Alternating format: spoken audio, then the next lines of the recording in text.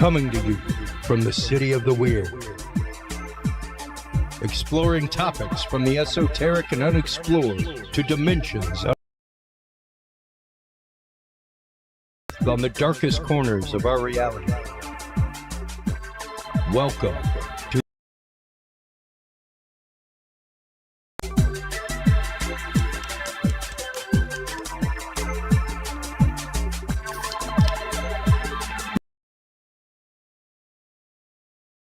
Tuesday night.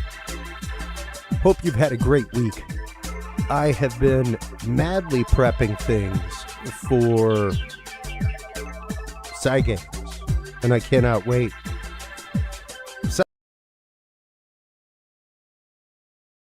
Friday, I leave tomorrow at 4 a.m. I've got everything packed, and it is going to be awesome again this year.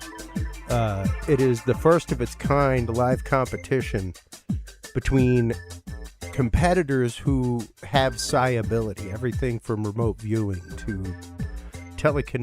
psychokinesis, mind sight, all kinds of disciplines involving psi, and it's unique. It's one of a kind. Hakeem Isler is the organizer. We've had him on, and it's absolutely awesome, folks. Last year was the inaugural year. This year is the second. And I cannot wait to see so many more. It's an amazing community of folks that come together for that. Speaking of amazing folks, our good friend Gretchen Cornwall was supposed to join us this evening. Godspeed to you, Gretchen. I hope that your shoot with National Geographic goes well.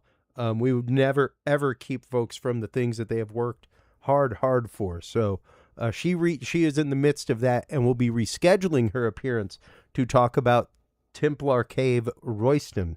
In her stead tonight, I am more than happy to welcome... First off, let me apologize before I welcome our guest, because I did misannounce our guest last week, and I realized it after I walked away from things and started fixing the audio issue in the beginning of the episode while things were still live, that I misanounced Bob Spearing. I had announced him at the beginning of the show, then at the middle of the show announced our guest, Sylvie Sterling, who is the Cat Whisperer and Lyran alien expert, who we will be having on in the second part of the episode tonight. So I'm sorry, Bob, for introducing you as Sylvie in the second part of the show last week. With that being said, I'm very happy to welcome our guest this evening. He is actually the host of the Rundown Live, Kristan T Harris. He covers all kinds of topics. Great interviews over there. He's been doing this since 2011. But in addition, stop on by and follow his page on Facebook, Giantology.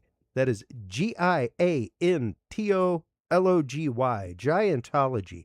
Kristan T Harris is one of the people who, really the person who spent years going through and culling through Smithsonian documents and finding news articles, real news articles, things like that about giant skeletons found, stuff like that. So if you see those genuine articles, folks, online, it's more than likely Kristan's work that brought you that. So this is a topic that fascinates me, Kristan, the idea of giants, the idea of another race of humanoid, whatever you want to call it, that is massive and huge and talked about by cultures all over the world. So welcome to the show for the first time. How are you this evening, ma'am? Dude, I'm doing great, dude. Your intro reminds me of UHF. Have you ever seen UHF with Weird Al? Oh, yeah. And they got Philo, and it's like, secrets of the universe. And he's sitting there with like two like electrical conductors, and he's like, hold these. And then Weird Al gets shocked, and he's sitting there, and he's like getting electrocuted. Your intro had that UHF vibes. I dig it already. And yeah, man, I'm a lot older than I look. I'm approaching 50 years old, and I know I'm a harlot and a heartbreaker, but age is catching up to me. And for a long time, probably since at least 2005, I've been digging through the Library of Congress online all these old newspaper articles on giant human skeletons. And it all stemmed from a theological debate I had with my brother about atheism. At that time, basically, my brother asked me why I believe in Christianity and religious texts. And, you know, I don't know, I might have had a few brewskis in me. I'm like, what about the giants? And he's like, there's no proof of giants. And I'm like, well, they'd be in the Library of Congress. And all of a sudden I started pulling up all these articles, giant human skeletons found. And then I kept finding them. He's like, well, that's just one. And then I found another, and then another, and then another. And before you knew it, I started cutting these, and I started publishing these in a news blog called City Now. And City Now is a segment of the journal Sentinel. And I applied to be a blogger there, and they were dumb enough to give me a blog. And I had some of the most viral articles I think that blog had ever seen. They told me I was a top traffic blogger out of any City Now site. News. I learned and made a lot of mistakes along the way, and eventually they let me go because I'm an independent guy. I'm not Republican. I'm not Democrat. If you ask me, you know, it's two sides of the same coin at the end of the day. And the only things that they agree on is what really destroys our sovereignty and freedom in America. How to screw us. Yeah, right. At the end of the day, it's like, screw the American people. So I started publishing these. And it would be weird, man. I'd publish these articles and they'd go ultra viral. I was getting the dopamine hits because back in the day, remember, if you shared an article, it would say Facebook, it would say 5 likes, 6 shares. So when you published an article on like the Journal Sentinel or any major newspaper, you saw how much it was aggregated, how many people liked it. And I'm reading and I'm like looking at this, like it started out with 30 likes, and I went back, it was like 480 likes, and then I looked and all of a sudden it had 5,000 shares, and I'm like, what the heck, this stuff's going viral. And all of a sudden I started reading the comments, and there's like one guy's like, yeah, I'm a producer for the TV series Doctor Who. This stuff is crazy. And, you know, and just L.A. Marzulli reached out to me, a guy named Steve Quayle, all these people that started doing this before I did that. At that time, not too many people heard of L.A. Marzulli or Steve Quayle. Ancient Aliens wasn't hot. I mean, they're probably on their 13th season right now, and we're talking about almost 20 years ago. So this was before a lot of that, but a lot of those type of individuals from the Ancient Aliens culture were emailing me and reaching out, and I didn't do aliens. I just didn't. I didn't do UFOs. I didn't do aliens. I listened to a little bit of Alex Jones, and that was always taboo. And when I'd listen to William Cooper, because back then you'd have to go to this like ghetto of the internet to find the forum where they have the audio links. Maybe it was houroftheTime.com. I don't remember. And I would listen to William Cooper and he'd talk UFOs. And I'd be like, well, that's kind of crazy. Your dad worked on the base and they turned off the nukes and everything else, which was a little bit weird. So I kind of stayed away from the UFO phenomenon. However, in 2014 or 2015, I can't remember, I gave a presentation at the University of Milwaukee, Wisconsin at a conference. And at the back of the conference was Chase Kletchke, who she came up to me and was working with L.A. Marzulli at the time. And my whole presentation was on giant human skeletons and occultism and secret society's interest in them, amongst everything else, but specifically dealing with Wisconsin, because we had a lot of effigy mounds here and a lot of them unearthed large human skeletons. And I have all these newspaper articles. Some of them have pictures of the skeletons. Some of them have historical reference. Some of them talk about in detail finding giants with guns, like a 30-pound musket sitting next to them, a flint stock musket. History about Romans taking down a prince, taking down a 20-foot tall giant. You know, the terms like cut them down to size. That's where some of those things are believed to come from. It's really interesting. So I started publishing these things, and a lot of people started reaching out, and a lot of people within the science community started to really character assassinate me and say, well, you know, there's about 1,000 newspaper articles, but it's all fake news. And it's like, well, how do you, just because you say it's fake doesn't mean it's fake. He's like, well, where are the bones? And so then I started looking into it, and a lot of these articles, not all of them, but out of the 1,000 I've dug up, there's probably 100 or plus mentions of the Smithsonian, of legitimate college, like professors. Locally, we had P.R. Hoy. We had We had, let's see, who else did we had? We had Charles E. Brown. We had other people who opened up these effigy mounds that had giant human skeletons in them, and they recorded some of these skeletons between 11 and 15 feet tall. West Bend, Wisconsin, Racine, Wisconsin. So I got so interested in this. I literally got my fat ass out of Milwaukee, went to Madison, went to the Archaeological Society, and pulled boxes that had an inch of dust on them from the 1800s to read handwritten notes by these individuals. And it was funny because when I signed into the card, the last person was in the 90s to sign out this box that I pulled. And of course, it was L.A. Marzulli. Wow.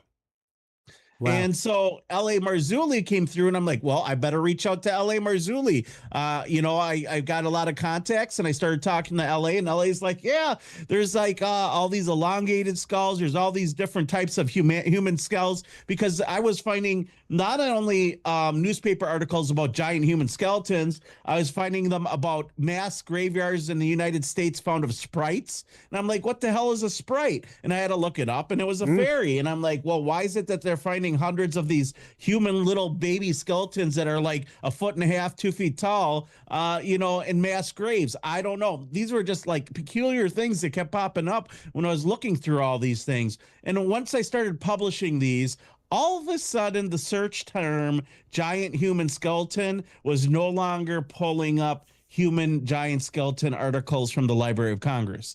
And so if I took the word human out and just kept it as giant skeleton, then all of a sudden a lot of these came up. But now I had to comb through mammoth skeletons. I had to pull, large saber-toothed tiger skeletons, whatever skeleton they found that was large. I had to dig through, and it was made a lot more difficult on me. But I was able to find a ton of these articles. And so I started looking into the history of it and the mythology of it. And obviously Genesis 6:4 is the popular verse a lot of people talk about, where it says that there was giants on the earth in those days before and after the flood. Obviously Deuteronomy 2:11, which also was accounts of giants as the Anakims and the Moabites call them the Emims. In Deuteronomy 3:13, and the rest of Gilead and Bashan, being the king of Og, gave I unto the half tribe of Manasseh, an area region of Argob.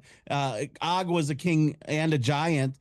He was about, they believe, between 11 and 13 feet tall. And I started going through these, and then I found out it goes even older, that Crete itself was known as the land of giants, Gigantus, before it was known as Crete. Yeah. Yeah. And when you start getting into Greek mythology, especially, there's the story of the Cyclops, all kinds of things. So, and once again, giants have been in storied histories across the globe. And it's very interesting because all of a couple few years ago, and I'll pop it up on screen here, the skull of Dragon Man was found in China. And this was found in a well. It was a deathbed confession by a guy's father who was dying. And he was like, we found this skull out in the field years ago. It scared the hell out of all of us. So we took it and threw it in the bottom of the well. He dug in the well, and he actively found the skull of what is now known as Dragon Man, which is an actual skull, folks. Feel free to look this up. Like, you can find it on Science Alert. This is from extremetech.com. But when you look at the size difference between A, on the left, the human skull, and B, Dragon Man, you're talking like a size, like 1.5 times the size cranium. Like, this is a huge skull, and they measure the fact that it'd probably be close to 9.5 feet tall, something like that. Well, I got on my screen, there was an organization known as the Chemung Giants, and they had horns on their head. They grew horns protruding from their heads. And Chemung is in New York. Do you know what the term Chemung means? No. It means the land of the horn, meaning, why did they call it the land of the horn? Because the giants that lived there were tall and they had horns. Here's a newspaper article. It says Chemung's predecessors were huge giants, were 7 feet plus tall, and they had horns.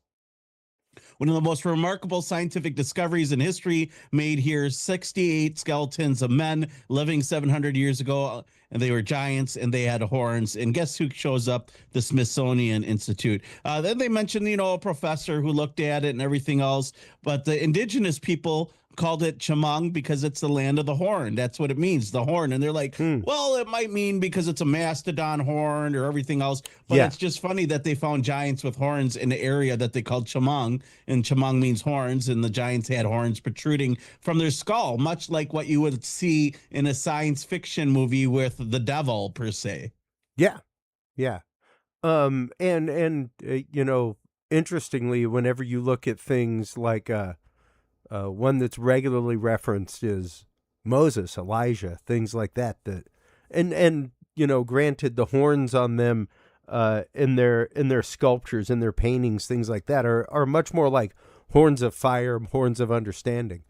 But there they are with bumps on their head, in most sculptures. So it's the horns normally represent moon worship or lunar worship. One of the guys that was my mentor that I knew for several years personally was a guy named Jordan Maxwell. And Jordan Maxwell believed it equated to the lunar worship or moon worship. And it recommended wisdom because horns, obviously a crescent moon looks like two horns, but it could be something different. That was just his interpretation. And Jordan and I didn't agree on everything. But today, to this very day, humans still grow horns out of their head. They call it's a certain disease and it's related to tumors, right? And if you go look it up, humans with horns growing out of their head, you'll get some pretty weird and crazy pictures of people growing horns out of their head because it's a real deal. And put the Bible aside, several of the world's most influential authors all throughout history verify these accounts of giants and gods in the island of Crete. People such as Diodorus, Siculus, Pliny, Strabo, Plutarch, and Plato, just to name a few. In addition to these historical accounts by some of the world's most trusted authorities on so many things, there is also the science with real-life giant bones that have been found on Crete. In fact, the largest bones that have ever been found were discovered on that very island, which may prove this was truly the home or the land of the giants, as they originally called it. During the Cretan War, from 2005 to 200, which is 5 years, which is 200 years before Christ, a massive giant skeleton was discovered on the island. This giant was measured at the length of 33 cubits, which equates to nearly 42 feet tall. The Roman Lucius Flaccus was a notable eyewitness to the gigantic bones, and the Greek writer under the Roman Empire, Hadrian and Phlegon of the Tralles, also mentions the discovery of several giant skeletons. And that's not to bring in the esoteric books of the Bible that they removed, like the books of Enoch, where it talks about the fallen angels, which, by the way, a lot of people call giants Nephilim, but they're not. Nephilim were the fallen angels who mated with women and brought forth and begat the giants. Exactly. Right. People don't it's just simple. People make so many misinterpretations and they misspeak, and I do it myself. Sometimes my Wisconsin accent there kind of messes up words, but it says in the book, was a book of Enoch, chapter 3, if they want to look it up themselves, verse 9, and they became pregnant and they bare great giants whose height were 3,000 ells, who consumed all the accusations of men. And when men could no longer sustain them, the giants turned against them and devoured mankind. They became cannibals. And what are all the stories? Fee, fi, fo, fum. He's going to put you in the pot and eat you. He's going to cook you. Trolls and Lord of the Rings. Oh, they're going to put you in the pot and cook you. They're going to eat you. They're giant human-looking beings. Giants. Yeah. Well, and, especially whenever you start looking at the history of it here in America, there is the story from the Northern Paiute. I mean, the Paiute, it's no story. It's actual history for them, even to this day. And I am trying to remember the maiden's name, who actively has a dress, like a ceremonial piece of wear that is partially woven out of the red hair from the giants of Lovelock Cave. Well, Lovelock Cave is a whole nother. That's a very popular story. It's like, you know, and Lovelock Cave is one of those interesting stories where it kind of mixes in with indigenous folklore, which it brings some truth to what they claimed, which that there was a war between the gray giants and the red hair giants.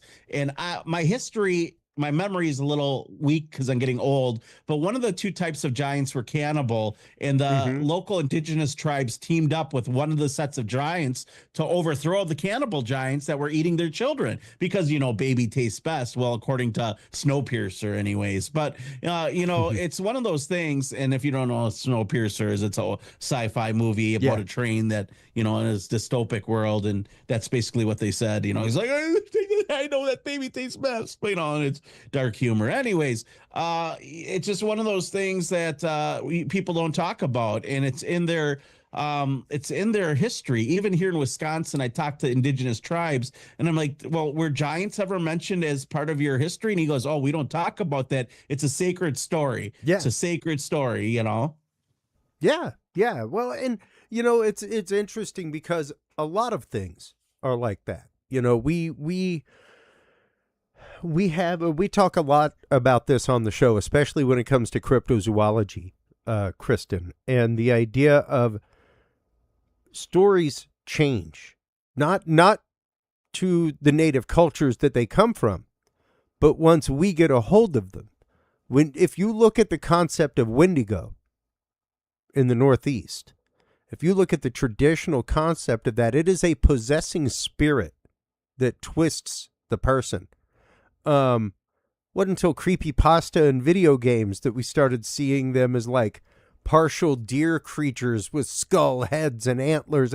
That is nowhere in the tradition of Wendigo.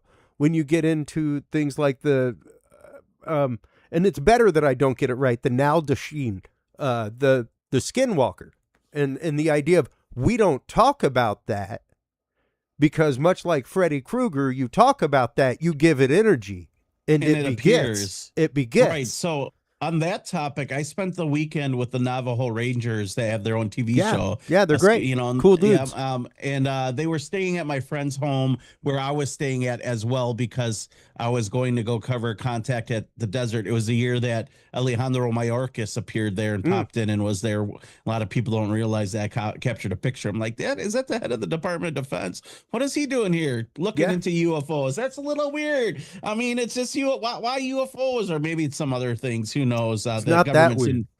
Governments are interested in a lot of things that are peculiar and outside the norm, which, by the way, a lot of the things that were peculiar and weird 50 years ago are now the norm. Like you mentioned, I don't know what it is about witchcraft, but every girl I try to go on a date with is got crystals, and they're all got tarot cards, and they're trying to do, oh, can I read your tarot card? Hey. I'm like, oh, this is, yeah, see, there you go. Everyone's all into this, like, voodoo, type of occultism, all into astrotheology, astrology, and everyone's kind of gone the way of secularism, which I'm okay with people doing that if they're good people, but I think a lot of times people open the doors to things that they don't understand. Well, and that is something that we talk about regularly, especially whenever it comes to, like, I will always say, and so much so that even whenever I present, Kristan, I have a rote phrase. I believe in the existence of a large hominid creature known as Sasquatch in North America and beyond. But I also think that there is something else that is using the trope of our mind and our want of experience as a point of ingress to this dimension. And that's whether you're doing CE5 and you're saying, okay, I'm here, I would love an experience. Like, dude, just open the friggin' window and leave a pizza on the windowsill for the vampire. You know what I mean? Like, like you've quite literally left the window open.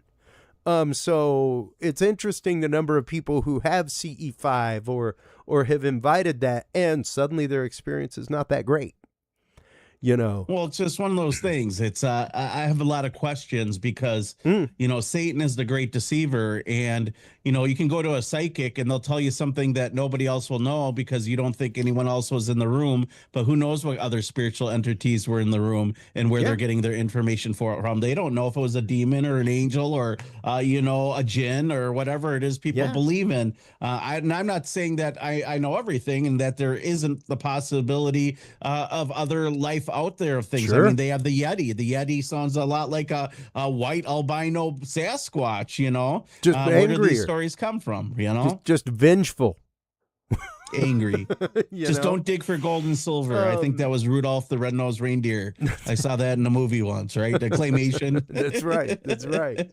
Well, silver and gold. There's a we were just talking about it with Steve Bassett the other night on the show. I've had Steve on. He's an interesting dude. I love Steve. But there was the article that came out a few years ago about that the Pentagon was actively injecting false narrative and more than injecting false narrative, using the narratives of the UFO UAP community as cover for their programs. So it was like, why would we hire a PSYOP officer and go through and write all these things when the community is making great cover stories for us? Well, we'll just tap them on social media.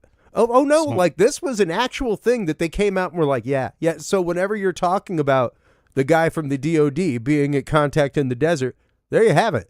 Like, well, here's the other thing that's really interesting on that subject. At that conference, I got to ask Nick Pope some questions, and I'm friends with Andrew Collins and Hugh Newman are personal friends of mine, amongst some other people I've met throughout the years over there. But Mark D'Antonio, who is a top astronomer, and also has had numerous clearances, was giving a presentation on UFOs, the Fast Mover program, underwater UFOs, and he opened up the questions for the community. And I wanted to ask what I think is the most genuine and most difficult question. And it was like the whole audience had an aha moment because Mark couldn't answer my question, at least not honestly, but he did as best as he could.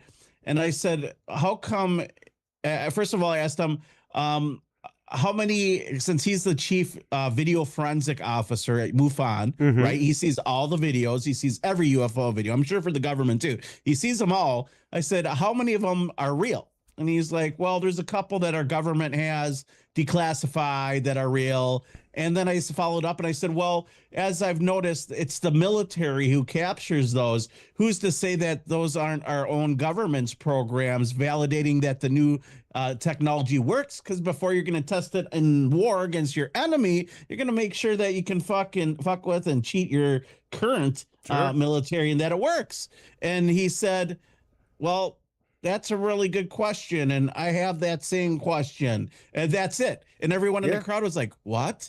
That could be our own like advanced technology. Absolutely. And then, of course, Mark's like, but where did we get the technology from? It could be Nazi Germany. Who knows? Sure. But like, we don't really know. We don't really know where they're getting this technology from.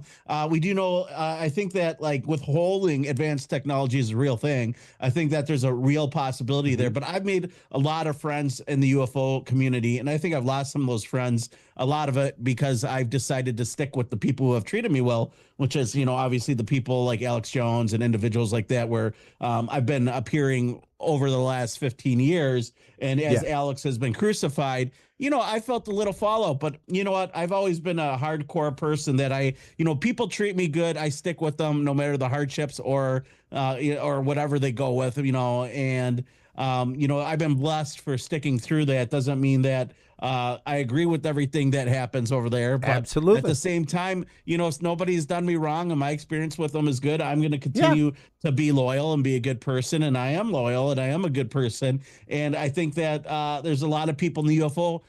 Richard Dolan gave me his cell phone number. He was so impressed. I had breakfast with them. He invited me to have, conversations with them. And as soon as he found out I was on Jones's show, he stopped talking to me, just stuff like that. I have no problem calling it out. You know, I text Dolan now and he still won't respond, you know, and back in the day, he'd talk to me all the time. Yep. He's like, well, how do you know so much about transhumanism? Well, I ran as a candidate for president for the Transhumanist Party in 2020 because I wanted to challenge the ethics, but I learned a lot about futurism, that it's not all doom and gloom, but that there's a lot of good things. And yeah, I'm a little bit of a technophobe. I'm not going to lie. I'm not going to go get robot titties or anything like that, you know, that glow in the dark. You know, you've seen those things, right? Oh, yeah. They can make the jugs glow in the dark, and everyone's like, you know, I don't get the cyberpunk culture, and I don't know if I ever will, but I know it's coming. I know that's the future. It's going to be Kia Boys meets cyberpunk meets Grand Theft Auto, whatever we're going to deal with.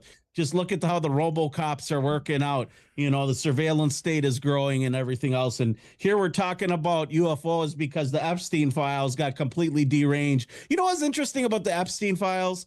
For the first time ever in history, our government did a release that they gave us a search bar for. Have you ever thought about that? Yeah. Why is it that they created a search bar for the Epstein files, but every other release they've ever done, they've just done a dump and let you sort through it? It's because they want to be able to filter what you see and what you hear. This way, if you have a search term, they don't want you to what you're find. looking for. Yeah, what you're looking for. Right. They can thought police you and easily find out which side you might be on by how you're searching. And then look at your IP and crawl it and figure out where you've been and what you've been searching. Thanks, Snowden. on the dark web? Someday I'll have Snowden on the show and we'll have real conversations. You know what I mean? Yeah, you know, I'm surprised that guy's still alive. But Me I think too, man.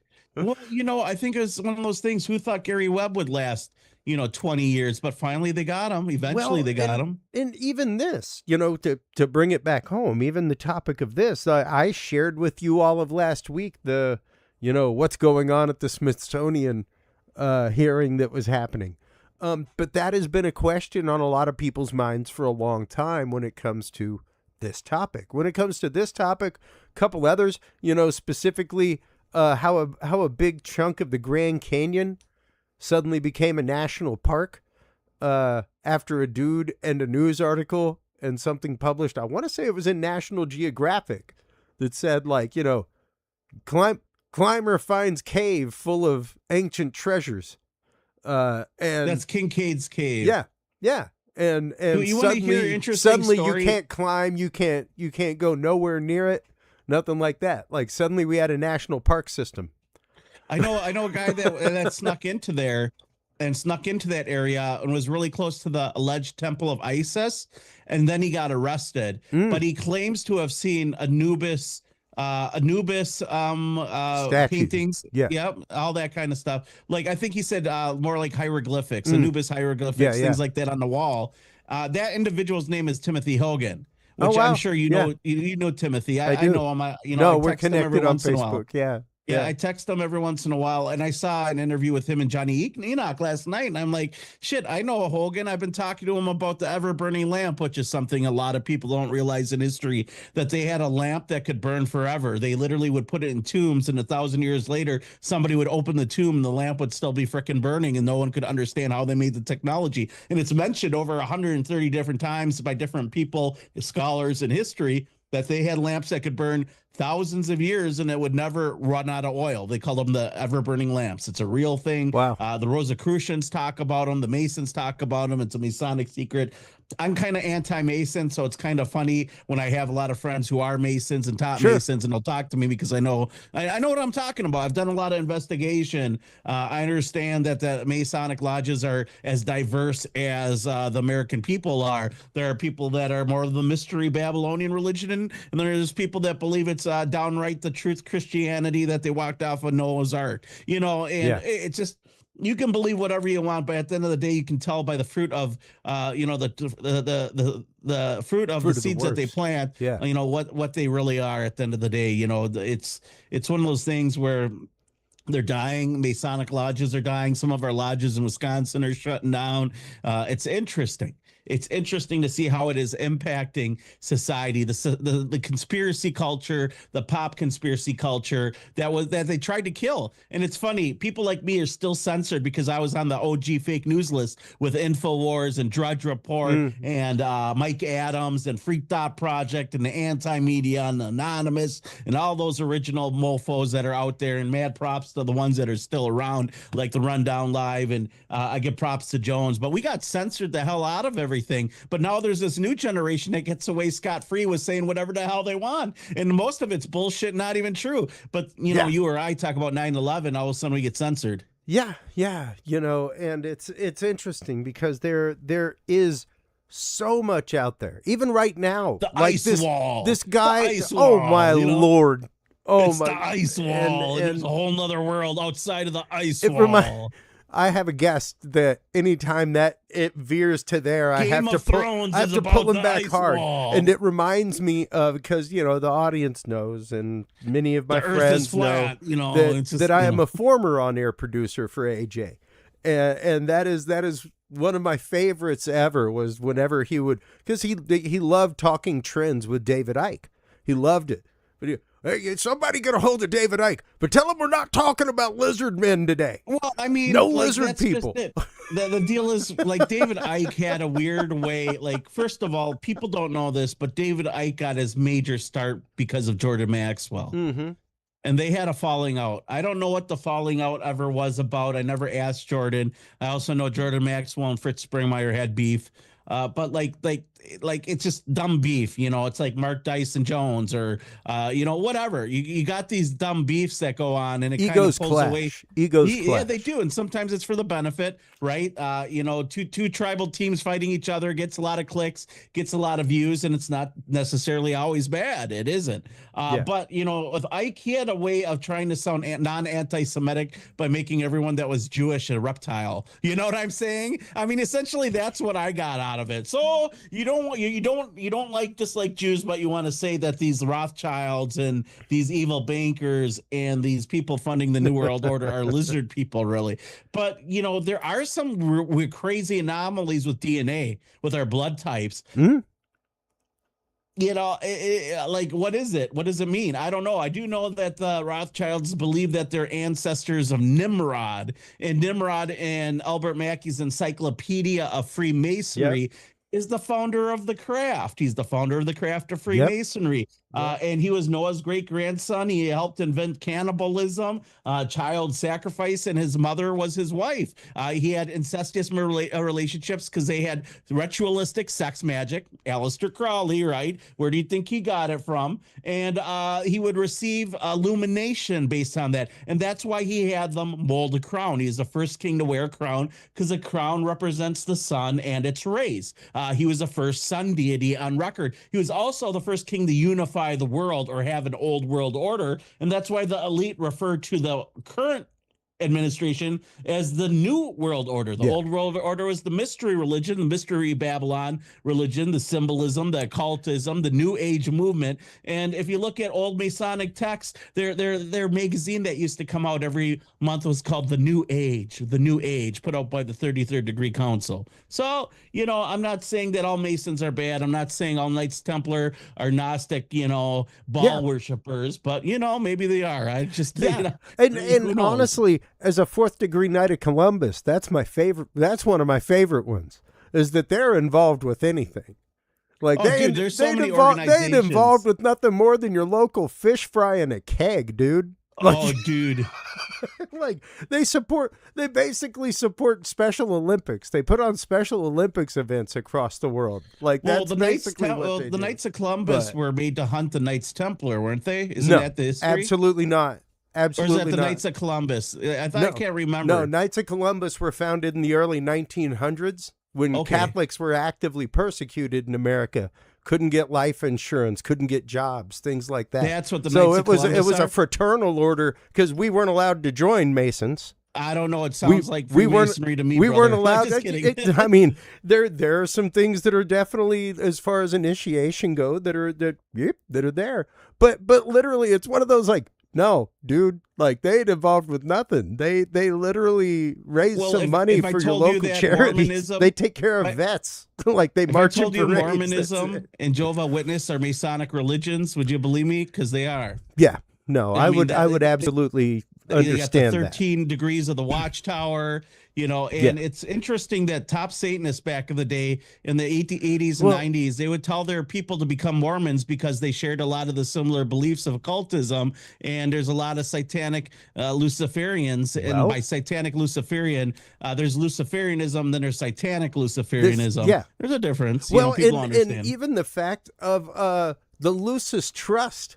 That was, oh my God, dude, that was, you were a rabbit hole, folks. And believe me, Kristan, a lot of my show, just so you know, we talked about this privately. My show is here to help demystify topics for people. There's plenty of folks out there kicking up dirt, digging rabbit holes, making rabbit holes bigger. I'm like, this all happened near the pond. We all need to filter the water and start drinking the water at some point. So there are things out there, but like I've said, and like you've said, it doesn't mean that all of them are like that. All of them aren't like that. Well, exactly. I don't think that all Satanists are eating babies either, but there are people out there that do really mess up things. Oh, there are whacked out people all over the world, dude. And who was it that was just on Rogan that was like, I said it for years. Like, I'm a former Catholic seminarian. We believe some crazy stuff, man. Well, you went to seminary. Where do you think seminary came from? It's all sex ritual. Solomon's Temple. It's all based on reproductive sex magic. A lot of people don't realize that you went to a seminary. What is a seminary? What is a cardinal? Well, a cardinal is a hinge that opens doors. It opens doors to what? You got to start asking the questions to see where they lead. I think there's a lot of pareidolia in there, but that just comes from actually being a seminarian and understanding what's going on. And once again, no secret society going on there, folks. None whatsoever. Not in the Vatican. No. There'd never be any secret societies in the Vatican. They wouldn't call them the Jesuits either, Well, that's an order. That's their own thing, whatever. But I'm telling you right now, that is not the case at your local Catholic seminary. I agree with you. Full misunderstanding. So I wouldn't think at your local Catholic seminary that usually those kind of things go on. Although I have interviewed people that have been abused underneath the Vatican. Oh, I know numerous people that have been abused. I know numerous people that have had horrible things happen to them in all kinds of places. Don't get me wrong. It's like identical to the MK Ultra satanic ritual abuse. It's like they have a program and they run it no matter whether it's in Catholicism, Satanism, government programs. It's the same satanic ritual abuse or ritual abuse per se, and building those trauma bonds and split personalities and to control people's mind and lives. It's pretty interesting. Yeah. I've been interviewing MK Ultra survivors now for the last year, which is something that also I'm working on is a documentary. I'm trying to put together the very first, I think, fully inclusive MK Ultra documentary with survivors, and a lot of them have told me a lot of stories that will keep you up at night. They really will. It's right up there with Sasquatch knocking on your front door, Harry and the Hendersons just going in and scaring the bejesus out of you. I started going back to church after talking to a lot of these people. It's like, holy cow, this is crazy, and our government wasn't part of this. MK Naomi, MK Ultra, Artichoke, Operation Looking Glass. We can dive into all the real government conspiracies that are really going on, and not really speculate whether it's Masonic or not. But I can tell you, bad things do happen in secret societies, but there's a lot of great things that happen because of secret societies. And the outlaws do toy for tots here in Wisconsin, so they must be good people. So it's just one of those things. Well, it's the fact of not every chapter is involved in that kind of stuff. No. But Battle Creek has swinger parties that they get busted for out there in Michigan. So who doesn't want to talk about that lodge? It's the party lodge, and we don't want to talk about the Order of the Justers or anything else. So well, it's the fact that there are a lot of truths out there. There are a lot of facts, a lot of fiction, and whenever you get into, especially whenever you start diving into topics like what we were diving into at the beginning of this, giants, that kind of stuff, there is a lot of misunderstanding. There are a lot, and we have to remember also that during the time of many of those articles coming out, this was something that we've talked about before with our good friend Daniel Allen Jones, who has done tons of work into the Aurora case here in Texas. And it may very well be the case that the story of Aurora may have been written to reinvigorate people coming to Aurora. After the great boll weevil epidemic that decimated cotton crops and decimated things and stopped the railroad from coming through and things like that, it was a way for them to try and take part in the sensationalistic journalism that was going on in the late 1800s, early 1900s, things like that, to kind of make themselves a stop of local legend for people going by, to give themselves a point of interest again and to make themselves relevant when their economy had died, you know. So even the idea, and we've gotten into this with the gentleman just right up the road who is related to Jesse James and has proof of the fact that Jesse James faked his death, came to Texas, may have well brought treasure from the Knights of the Golden Circle to Texas and buried it. All kinds of things. And it's fascinating because, yeah, does it truly matter if he faked his, if we came to find out that he faked his death and came here, does it truly matter? The only people it really matters to is the town that claims his death. And the monument monument that they have that is the house where Jesse James was shot, where people come and pay tours and things like that. There's something to be said about like truth seekers and being able to validate the truth. And, absolutely. You know, it's like Davy Crockett, right? Did Davy Crockett really die? Or did he get out because he knew some Masonic handshake or gestures, you know? There's a lot of speculation there, and it's interesting, especially the thing that separates giant human skeletons. And I want to talk to you a little bit about Rockwall because you're in Texas, but you know, there's a lot of collaboration here with scientists, with Smithsonian Institute, with legitimate like government agencies. And some of these giant skeletons aren't small. Some of them have been taped out 12, 15, 18 feet tall. One in Texas, I was looking for one in Texas, and here's one found in Austin, Texas. Have you been to Austin recently? I live there. Oh, okay. This says a giant skeleton 18 feet tall. If the reports of the fossilized skeleton of a giant 18 feet tall has been found near Seymour, Texas, is true, it is the most important ethnological discovery ever made in the world. Remarked by Dr. J.E. Pierce, professor of anthropology at the University of Texas. It would break all previous records of giants by nearly 10 feet. As the tallest man known to anthropological research, it was only 8 foot 5 inches. Because this is an older one. This is like in the 1860s, I believe. The skeleton is in possession of W.J. McKinney, a Houston, Texas oil prospector who found it, and he has been seen by a number of people who vouch for the truth of the size, the relic, and of course, if we scroll down, the Smithsonian, the bones were shipped to the Smithsonian Institute, of course, at the direction of Dr. J. Walter Fuchs, who was conducting the anthropological research work at the site. 18 feet tall. That's not a small dude. And, you know, like we mentioned, the Indians had, you know, legends of these tall giants eating their kids. Well, but I thought it was cool because not just eating their kids. Not just eating their kids. That may have been a preferred menu item. However, like cattle? the stories are actively of them having baskets on their back that would hold 2-3 people in them. That they would pick them up and throw them in a basket and carry them back underground where they lived in the cave. And that's how they ended up killing them in the cave, was they lived underground and the cave was their exit. So they barricaded them inside the cave and just burned the place. They went straight Freddy Krueger on them, man.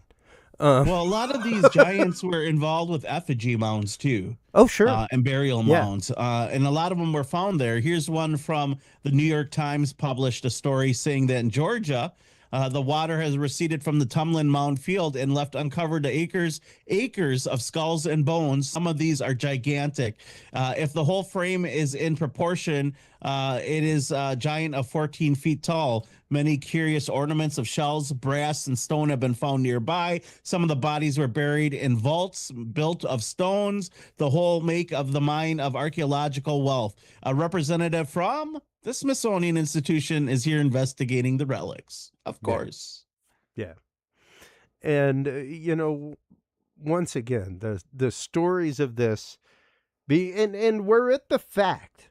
Here's the big part is we're at the fact that giants never existed. It would be different. But we have actual relic skeletons of what are now called hobbits. The hobbit people that have been found down in the Philippines, stuff like that range no more than 3.5 feet tall. We now have confirmed a couple of things, specifically Dragon Man, that it is not a fake, that it's actual DNA. It's a real skull. That's 9.5 the feet Star tall. Child. Just all kinds of fascinating things like that. So there are cases of this. There are actual skeletons that we have. Are they a lot? No. However, we also don't have a lot that connect us and fully prove the theory of evolution. Hence why it's called the theory, not the law of evolution.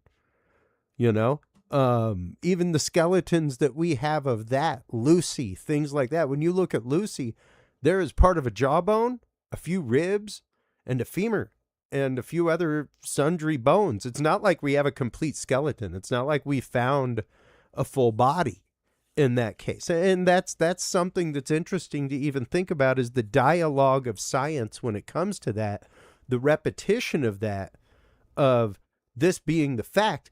There's a lot that leans to that. Yes, don't get me wrong. However, that's why it's still called the theory, which means that there's a lot of room in there to wiggle, to move, to have other hypotheses within the theory. Have you ever had Kent Hovind on? He's a very interesting dude. No, Dr. I haven't. Dino. You don't know Kent Hovind? He used to be known as Dr. Dino. Yeah. He's like the king of creation science, right? And I always like to hear both sides, and he does a really good job of poking holes in the theory of evolution.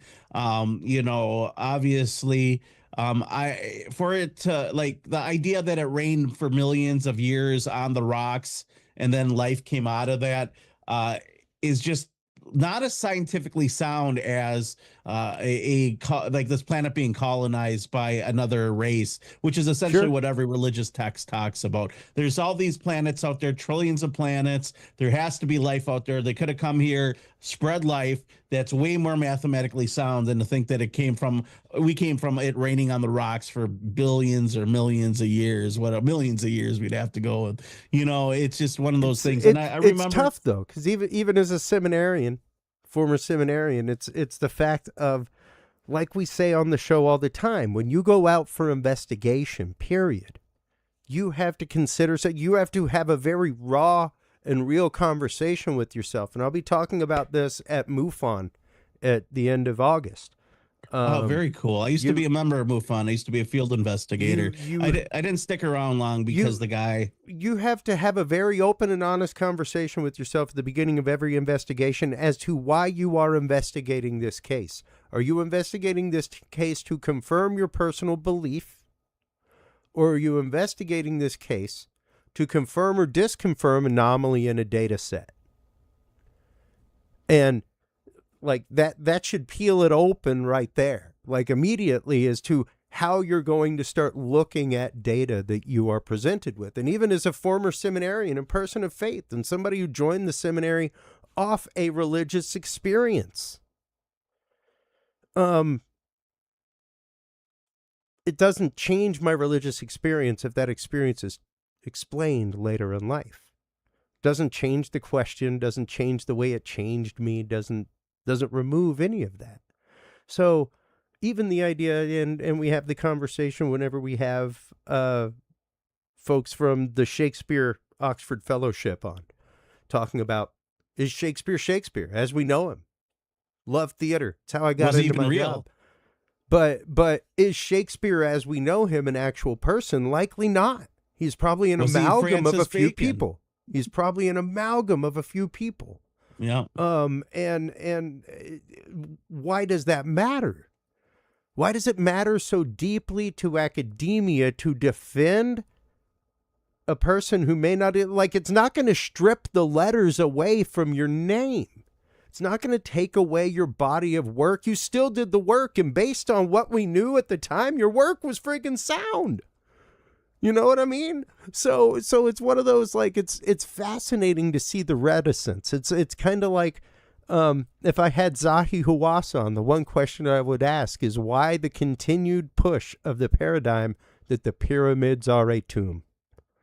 If they are, then whoever, by everything you say according to their religious text, if they don't have those spells on the wall, they're going to be like the mummy in Brendan Fraser's The Mummy. They're going to be trapped there for all eternity. They're never moving anywhere.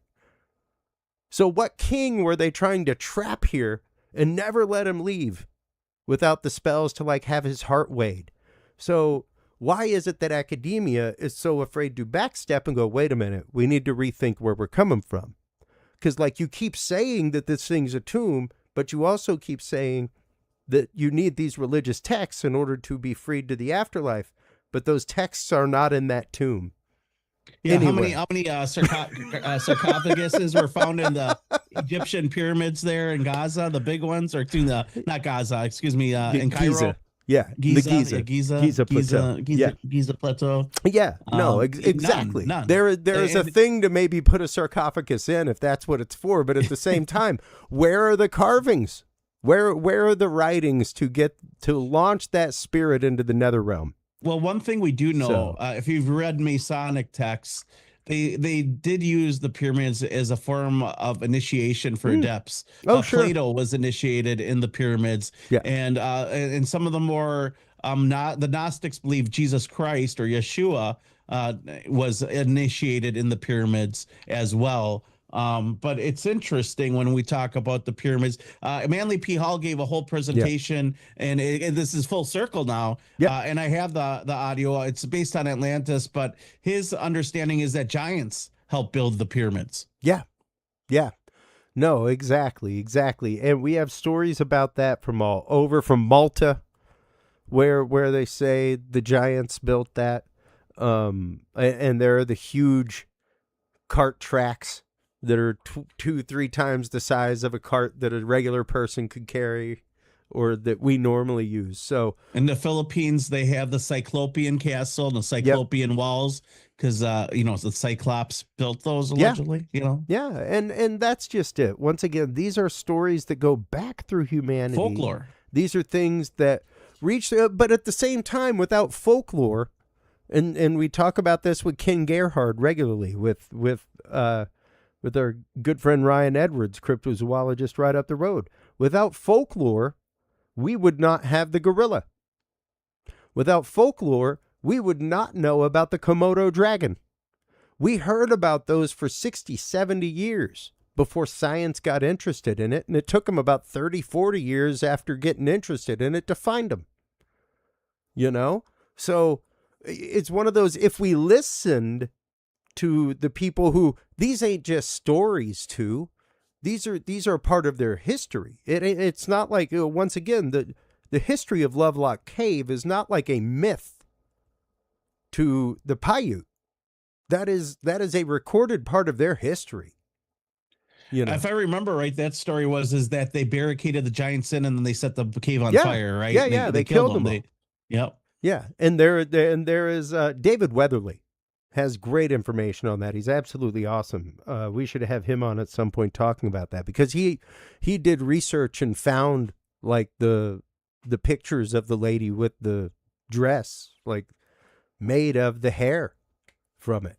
And whenever you go into the cave, there is evidence of a massive fire having happened in there, more than just people, like, cooking. Yeah, like it's people interesting. cooking. I know somebody that's been in there too. Actually, I was just hanging out with Brad Olson at the beach Oh yeah, last yeah. week. You know, Brad's an Yes. interesting guy. Oh yeah. He's also used a lot. He didn't know he was using some of the clips I found, but he was also using a lot of the clips I found. I was like, I don't know if you know this, but like, you know, I never really brought, like, we've hung out at Contact, and Yeah. you know, I know him through Hugh Newman and Andrew Collins and my friend Apollo and a lot of other people. We all hang out whenever we see each other, and we have these philosophical conversations. It's great to smoke a doobie and sit around the fire with those guys. It's always Right. incredible. Nick Pope, all those guys. Nick Pope passed recently. Yeah.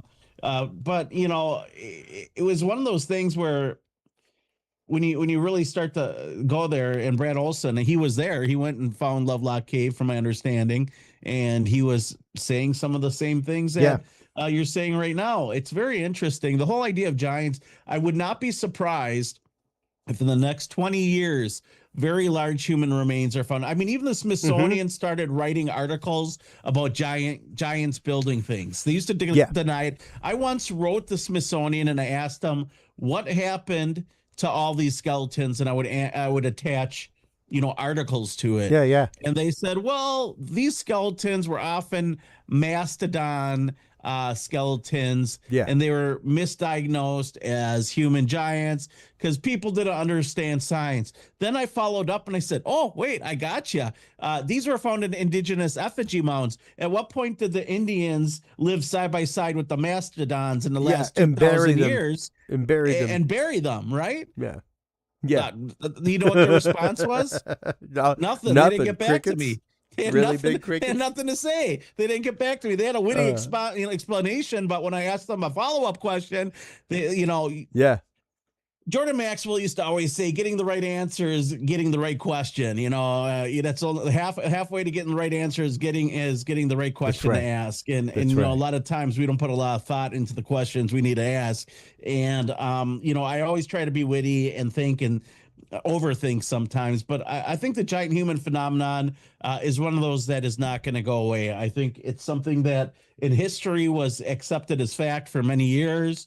I think we lost a lot of that in the last 1,000 years, maybe because a lot of these giant species are now dead. In fact, I think they say almost 93% of all life on this planet is extinct from its original origin. So we don't really know what existed, whether there was sprites and fairies and dwarves. And, to John Todd used to always talk about how the Lord of the Rings is, occult history, meaning they believe those things actually happened, that there really were trolls and that there really were hobbits and that there really was magic and things of that nature, and that J.R. Tolkien went to the Rothschilds' church, the one that they went, and asked for permission to publish that data. And John Todd was the head of Zodiac Productions, which is they were in charge of 13 of the major record labels, and he was also born into the Collins family, one of the bloodlines of the Illuminati. And he would talk about how they would cast demons into the vinyl of albums that they thought would be big hits to help, win souls. Because at the end of the day, if you're the Illuminati, you have the money, you have the power. So what really matters at the end of the day is how many people, how many souls you can steal for the devil, per se. And it's a very interesting. You can go listen to those things. They're pretty interesting. Some of the things he claimed. Again, I'm not saying those are my words or what I believe, but it's just all things that. It's out there. It's interesting. It's interesting. It's data. Well, and that's just it. And we speak about that regularly, just, wrapping things for this segment, is the idea of taking data in, processing it, things like that. And even whenever you look at AI, that kind of stuff, I always say, despite anything trying to hack into something, whatever, folks, never mistake the fact that your average AI will be about as smart as the average person reading the internet. And that is because they are calling the data from the internet. They're getting the exact same trash that the person reading the internet will get.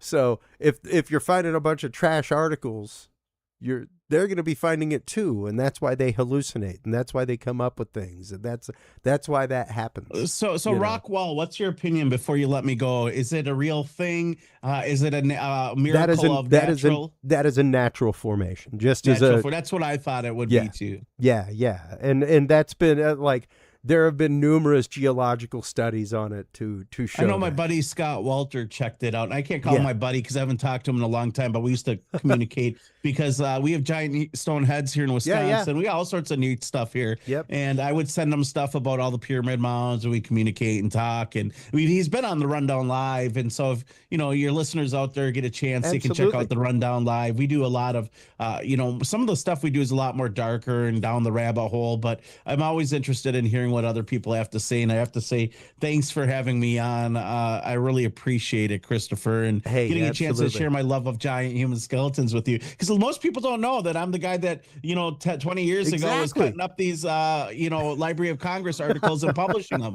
And now they're all over the place, but there's no way to really tie it back to me. But if you looked up my name, I'm going to do it right now. Let's see. If you look up my name and giant human skeletons, there might be some remnants of, hate, like Jason Calavito and all these top people. And there's some stuff here. Here it is. Milwaukee Journal Sentinel, a giant mystery, 18 strange skeletons found in Wisconsin. There I am, Kristan T Harris. There's the remnants of it. There I am on Coast to Coast AM and all these other things. But you can find some stuff back there to validate that. You're not even buried, bud. Like, that's right up there. That's right behind YouTube and Facebook, right there with the Milwaukee Journal. So yeah, I told you, man, I wasn't trying to pull a leg. I ruffled some feathers back in the day, and they'd probably like, why did we let this guy blog for us? The breeze is still blowing, man. You're still ruffling plenty. So I don't write anymore. That's the crazy thing. There's no aggregation. If I write a story, no one would read it. Yeah, that's the crazy thing. I can make a video about it. This is what it is now. Whenever it comes to that getting kind of stuff. tens of thousands of shares, and you'd be like, hell yeah!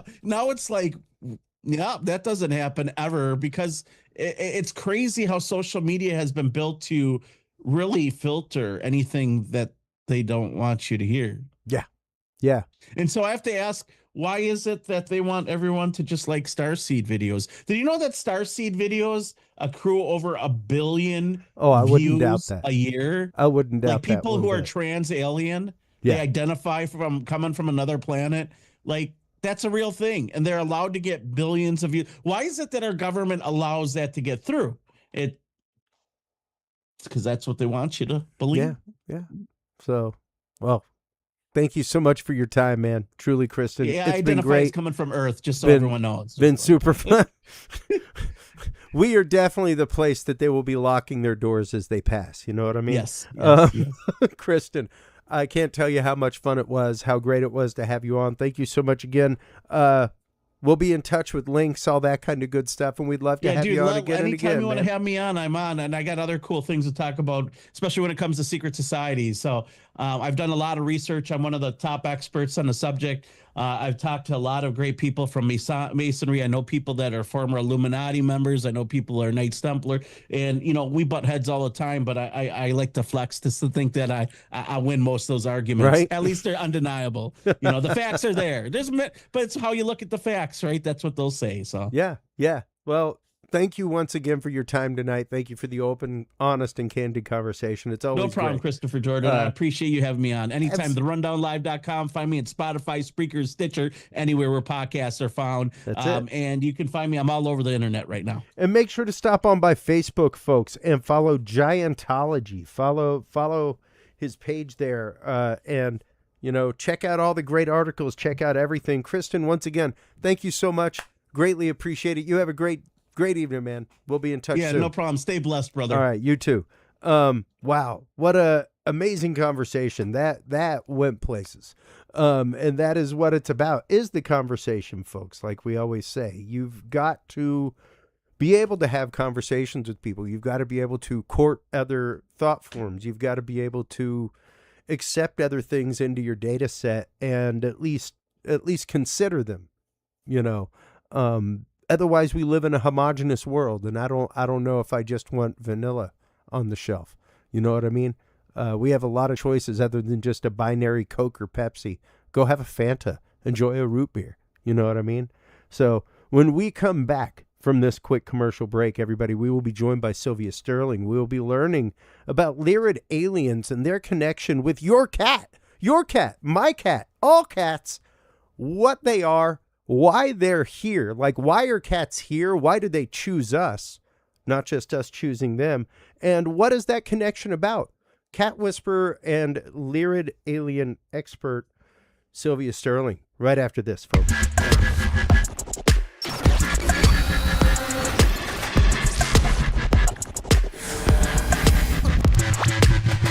The key to good science is good research. At the heart of good research is a good data set. With the field observation and encounter log from Curious Research, you can easily keep track of your investigative information all in one place, making it easier to review cases and readily see comparisons and contrasts between them. Whether out in the woods squatching, in a back room gathering EVPs, or using high-tech gear to track UFO, UAP activity, this easy-to-carry, pocket-sized scientific data log is the perfect companion for any field researcher.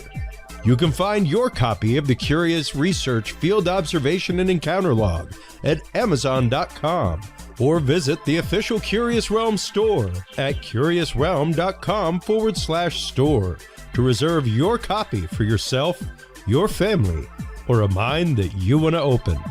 That website again is curiousrealm.com/store.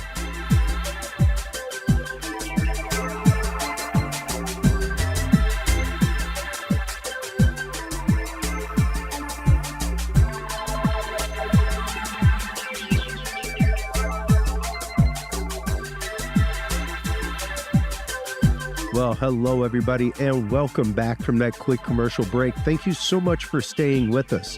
Also, thank you so much to our sponsors, especially True Hemp Science. If you are a user of CBD products like I am, stop on by TrueHempScience.com today. Christopher Lynch and True Hemp Science use a spagyric process where every part of the hemp plant is used, and that's every part, folks. Seeds, stems, buds, roots, fibers. Every part of the plant is used, reused, combusted, and reused, and that process followed time and time again. Still an amazing spagyric product results. Stop on by, check them out. TrueHempScience.com is the website that you want to go to. Curious7 is the code that you want to use to save 7% off your entire cart of $50 or more. I have used True Hemp Science and Christopher Lynch's stuff for at least the last 5 years, and it is amazing. I've been all over the country to dispensaries everywhere, folks. Unless there's like THC fully involved, you ain't gonna find something better than this. Stop on by, check it out. TrueHempScience.com is the website that you want to go to. While you're there, make sure to stop on by the website of our guest for this segment, Sylvie Sterling. She is a Lyran Starseed. We will get into that in just a moment. And also a cosmic cat whisperer. I am fascinated by the idea of animal whispering to begin with. The idea of animal communication was something that I studied for a little while in abnormal psychology. We had to go and most of it was really more primate observation, Sylvie, but amongst that was, how are they communicating?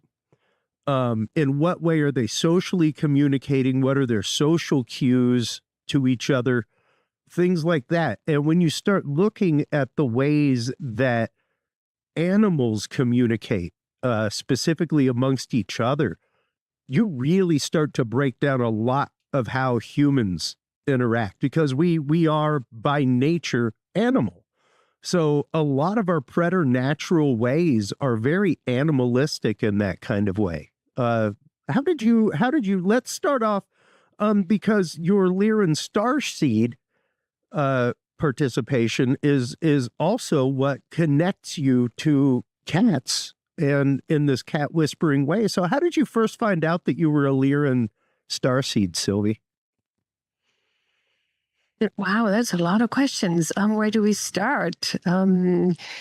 I found out, well, I always had a very deep connection with cats. I always felt like I didn't fit in when I was little. When I was growing up, I always felt different. I felt just like many starseeds. Just at the time, I grew up in the 70s. Nobody talked about starseeds.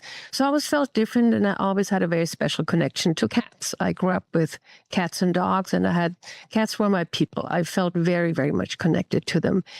And it took me 40-something, 50 years almost to find out that I was a Lyran Starseed. I my Lyran star family connected to me through a cat. I was at the time I wasn't communicating with cats yet, but I had learned how to meditate, and I was visiting a friend's house, and she had a cat, and the cat sat down on the couch, and the cat started to communicate with me. You know, a cat, sometimes they stare at you and you don't know. You have the feeling they're trying to say something. So this cat sat there and stared at me, and she stared and she stared. And I said, I think something wants to come through this cat. So I sat down, I closed my eyes, I tuned in, and it turned out it wasn't the cat trying to talk to me. It was my Lyran star family. They were channeling through the cat. And they told me I was a Lyran starseed, and they told me they were the lion beings. They said I was one of them. And they said my mission is to work with cats and to tell people, humans, that cats come into our lives with a purpose, that cats work with us, cats help us on our soul path, and basically it's all about purpose. And I'm supposed to teach the purpose of cats and how cats help us with our spiritual awakening and our soul path. And I came out of the channeling and I said, what just happened? I had never heard of the lion beings before.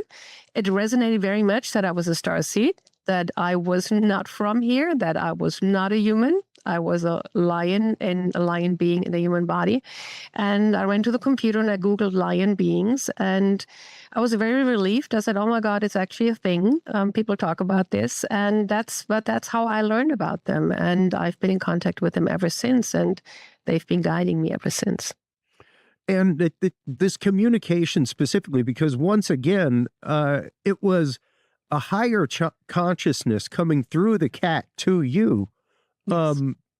Since then, is the communication now, is all communication that comes to you through the feline species Lyran in origin? That's a good question. I can receive information from everyone or anyone out there in the ether, in the spiritual realm, but mostly, yes, I'm being guided by my Lyran star family, by the cats. I channel the cats. Okay. Like other people channel the angels or interdimensionals or ETs or ascended masters. The cats actually started to channel through me. They channel an entire book to me. They give me all kinds of information. But so yeah, most everything that comes through the cats or the cat people, the Lyrans. Interesting is when I work with people, I also work with humans. I'm an ascension guide for humans as well, but I work with them through their cats. And when I tap into people, it's usually their cats come in and they give me information about their humans. Their cats know exactly what their human needs, where their human is stuck, where their human is not aligned, where their human needs help. They need, they channel information for their humans through me.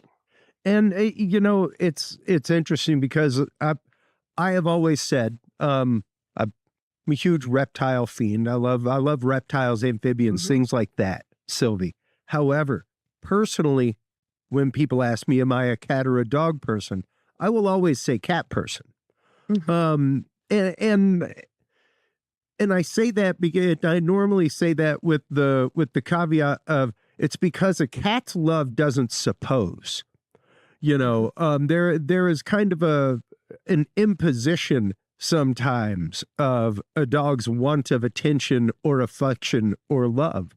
And that just kind of imposes on my life as a human. Most of the times it really seems as though the two cats that we have in our house would be perfectly fine if I was not there. That's funny you should say that, but that's actually a misconception. Absolutely. Cats love their humans very much. They just have a different way of showing it, and they work with you in different ways. And that's what I teach. I talk about the 12 cat archetypes, the 12 main cat purposes with humans. Some cats are healers, some cats are energy workers, some cats are mirrors, some cats are joy bringers, muses, and they work with us in different ways. They're very subtle in that. And some cats are actually muses, and the muses are, they show us how, they are the independent cats, the free-spirited cats, and they basically teach us, be more like a cat. Don't care about what other people say. Be your own person. Be independent. Don't need anyone. Don't need approval, right? Well, so that's why some cats are so standoffish. They're teaching us to be our own person, to not need anybody's approval, to not try to please anybody. Well, and that is the one thing that I always say about cats, and one of the reasons that I love them is because we domesticated cats before we domesticated dog, and that's fascinating to think about. That we have had domestic cats, and cats were worshipped. Very few dog cults in the world. Very few religious societies believing that dogs were higher or a spiritual being, whereas cats all over the place. Very fascinating to see that, number one. Number two, the fact of a couple thousand years, most dogs that you see, we have bred into what they are, and that's happened within the last 500-600 years. We have domesticated cats for the last 2,000 years, and the only thing we've really changed is some of their coat. We haven't bred cats specifically because they are a great mouser in that kind of way, like a bull terrier or something like that. Because a cat won't be tamed in that kind of way. They are here to amuse you like that. There is a beautiful mutual relationship, and yes, the fact is, if you are accepted by a cat, that is the highest compliment of all. If your cat is one that comes and greets you at the door, that is one of the hugest compliments that there is. That the cat even came out of its state of comatoseness, relaxed in the dark, wherever it was, to come greet you.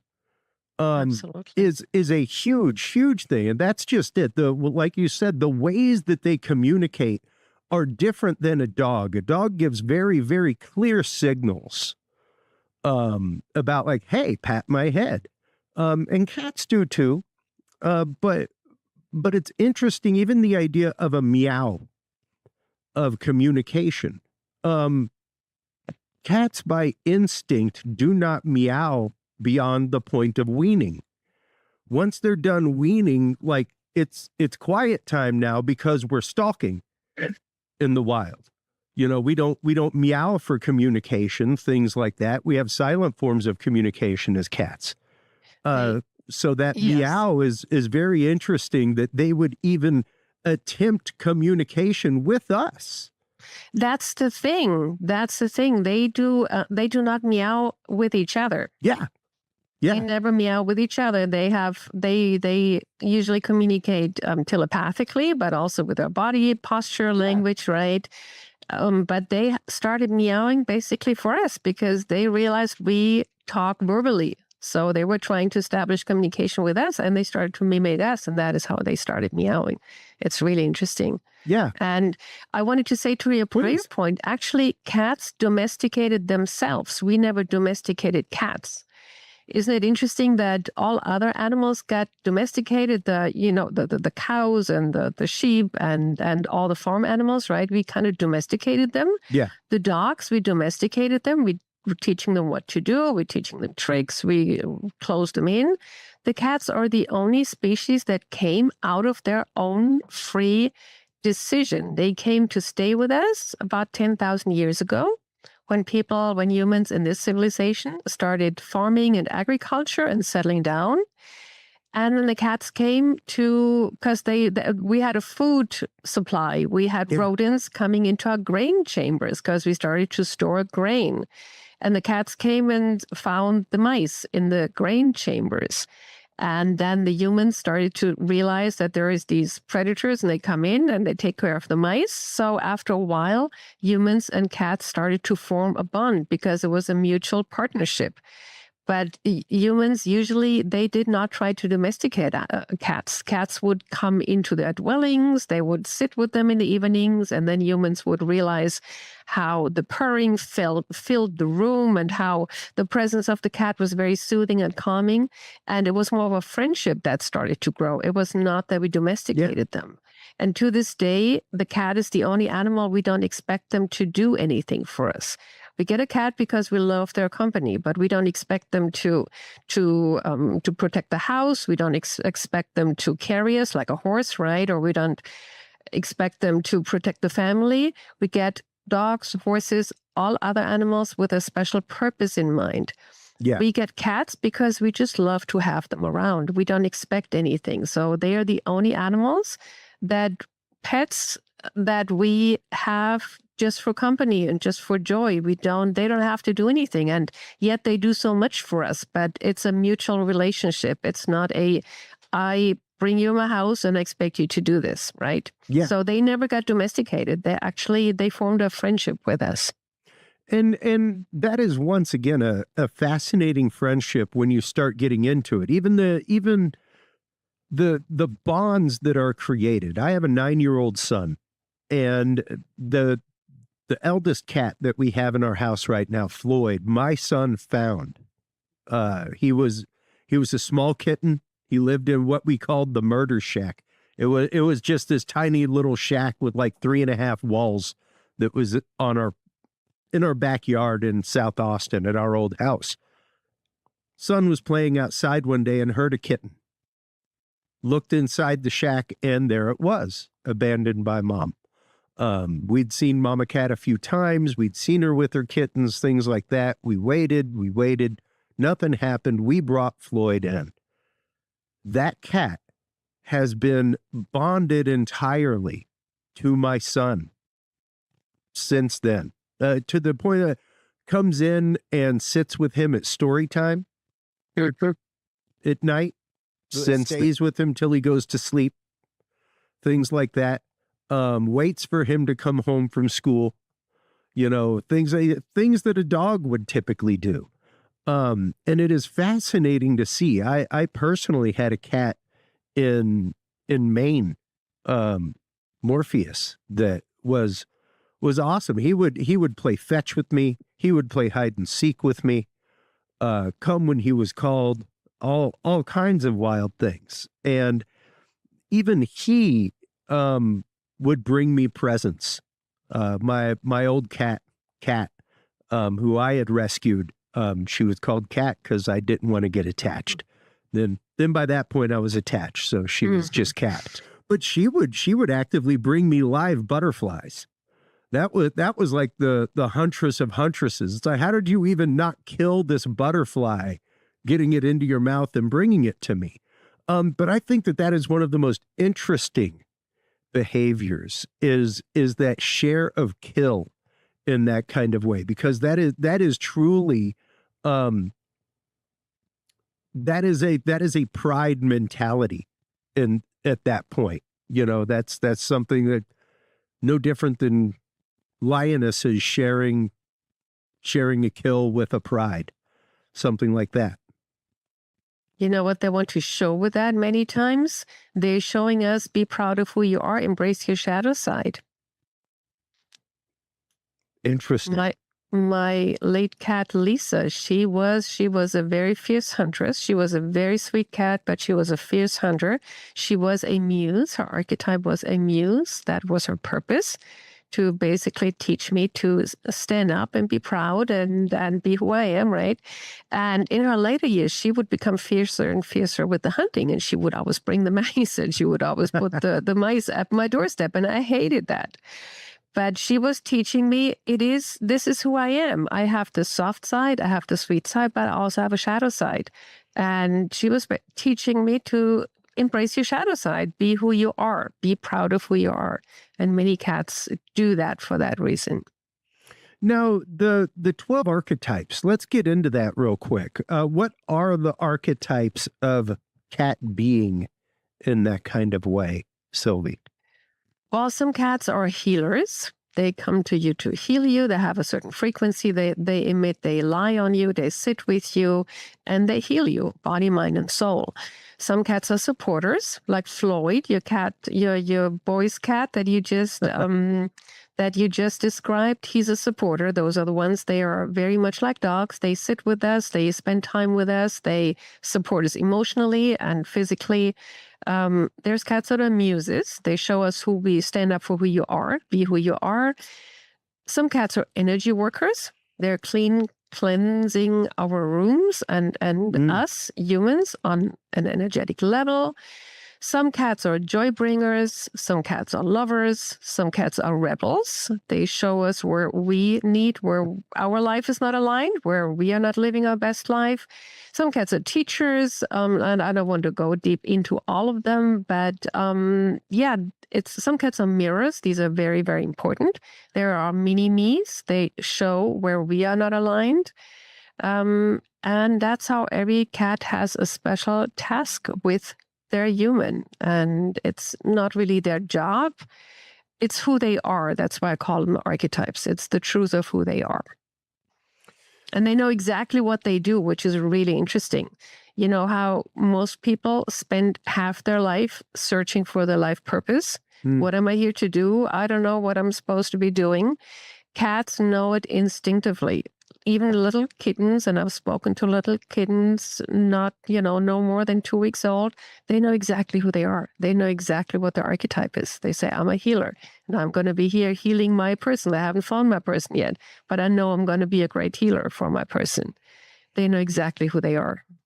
Now, when it comes to that intention of a cat, the way in which they, I guess, bring that archetype to be with their person, how do they go about doing that, and how is that expressed? What messages might the average person be missing from their furry friend?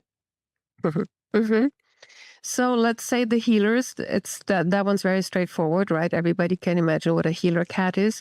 They will lie wherever they lie on you, which body part they sleep on, that is where they're healing you.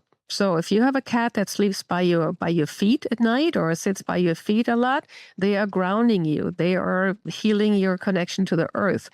They are lying next to your throat or next to your head, they are cleaning your throat chakra. If they are lying on your heart or on your chest, they are sending you healing for the heart. So look out for where your cat sleeps, where your cat sits next to you. That is where you are not aligned. That is where they're working with you. Or let's say the mirror cats. They are your mini-me. They are your reflection. They likely have the same issues, life topics that you have. If you have a cat that's very shy, very scaredy cat, always runs away when people come in the house, they're showing you that you are not comfortable with people. You are hiding from the world. When you have a cat that is scratching or biting, they are usually mirroring a person who is angry at the world, who is upset, who lashes out at people. When you have two cats fighting, they are usually showing me they are mirroring their humans. They're reflecting their humans' relationship. Their humans are fighting with each other. Their humans have closed doors between them. So the cat's behaviors are very much tied to us. They're very much a reflection of us. And it's always a message. When a cat behaves funny, when a cat behaves weird, it's always a message to their humans. And I always say, just feel in. Where do you feel that? Where, what is your cat doing that mirrors you? It's really interesting how that works. Well, and, Floyd, we have two cats in the house right now, Roscoe and Floyd. Roscoe is a rambunctious 1.5 years old. He definitely picks on his older brother. And there are times where Floyd has just had enough, and lets him know. But there was a very interesting trait that Floyd picked up. And he picked that up because he was never a lap cat. He is still to this day not like Roscoe will let you pick him right up, snuggle him. He'll just go limp and enjoy the moment. Floyd has to go.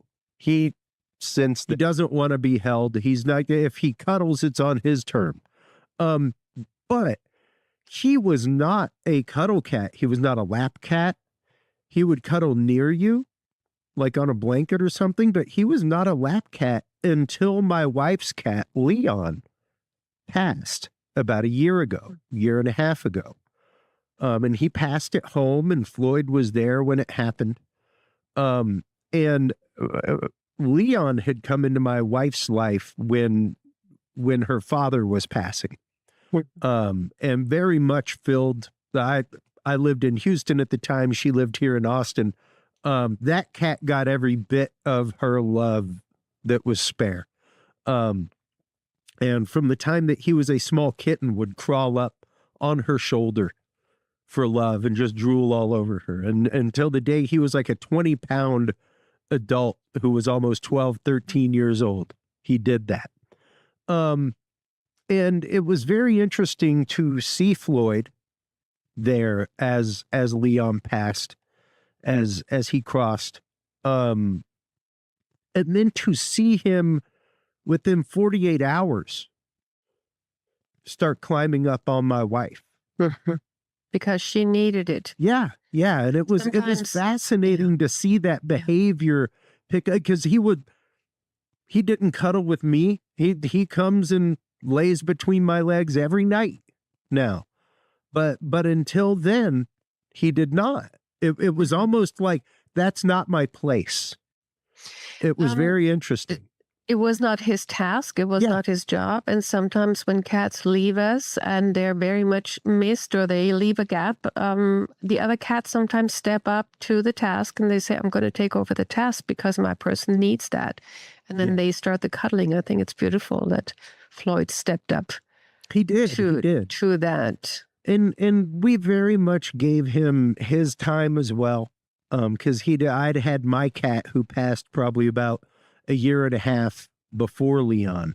And Floyd knew her and was brought up by her. But to see him pick up those mannerisms and to see him start doing that was very, very interesting because he was not that way at all. It is totally now. He completely, like you said, took up that mantle of, well, this is what they need.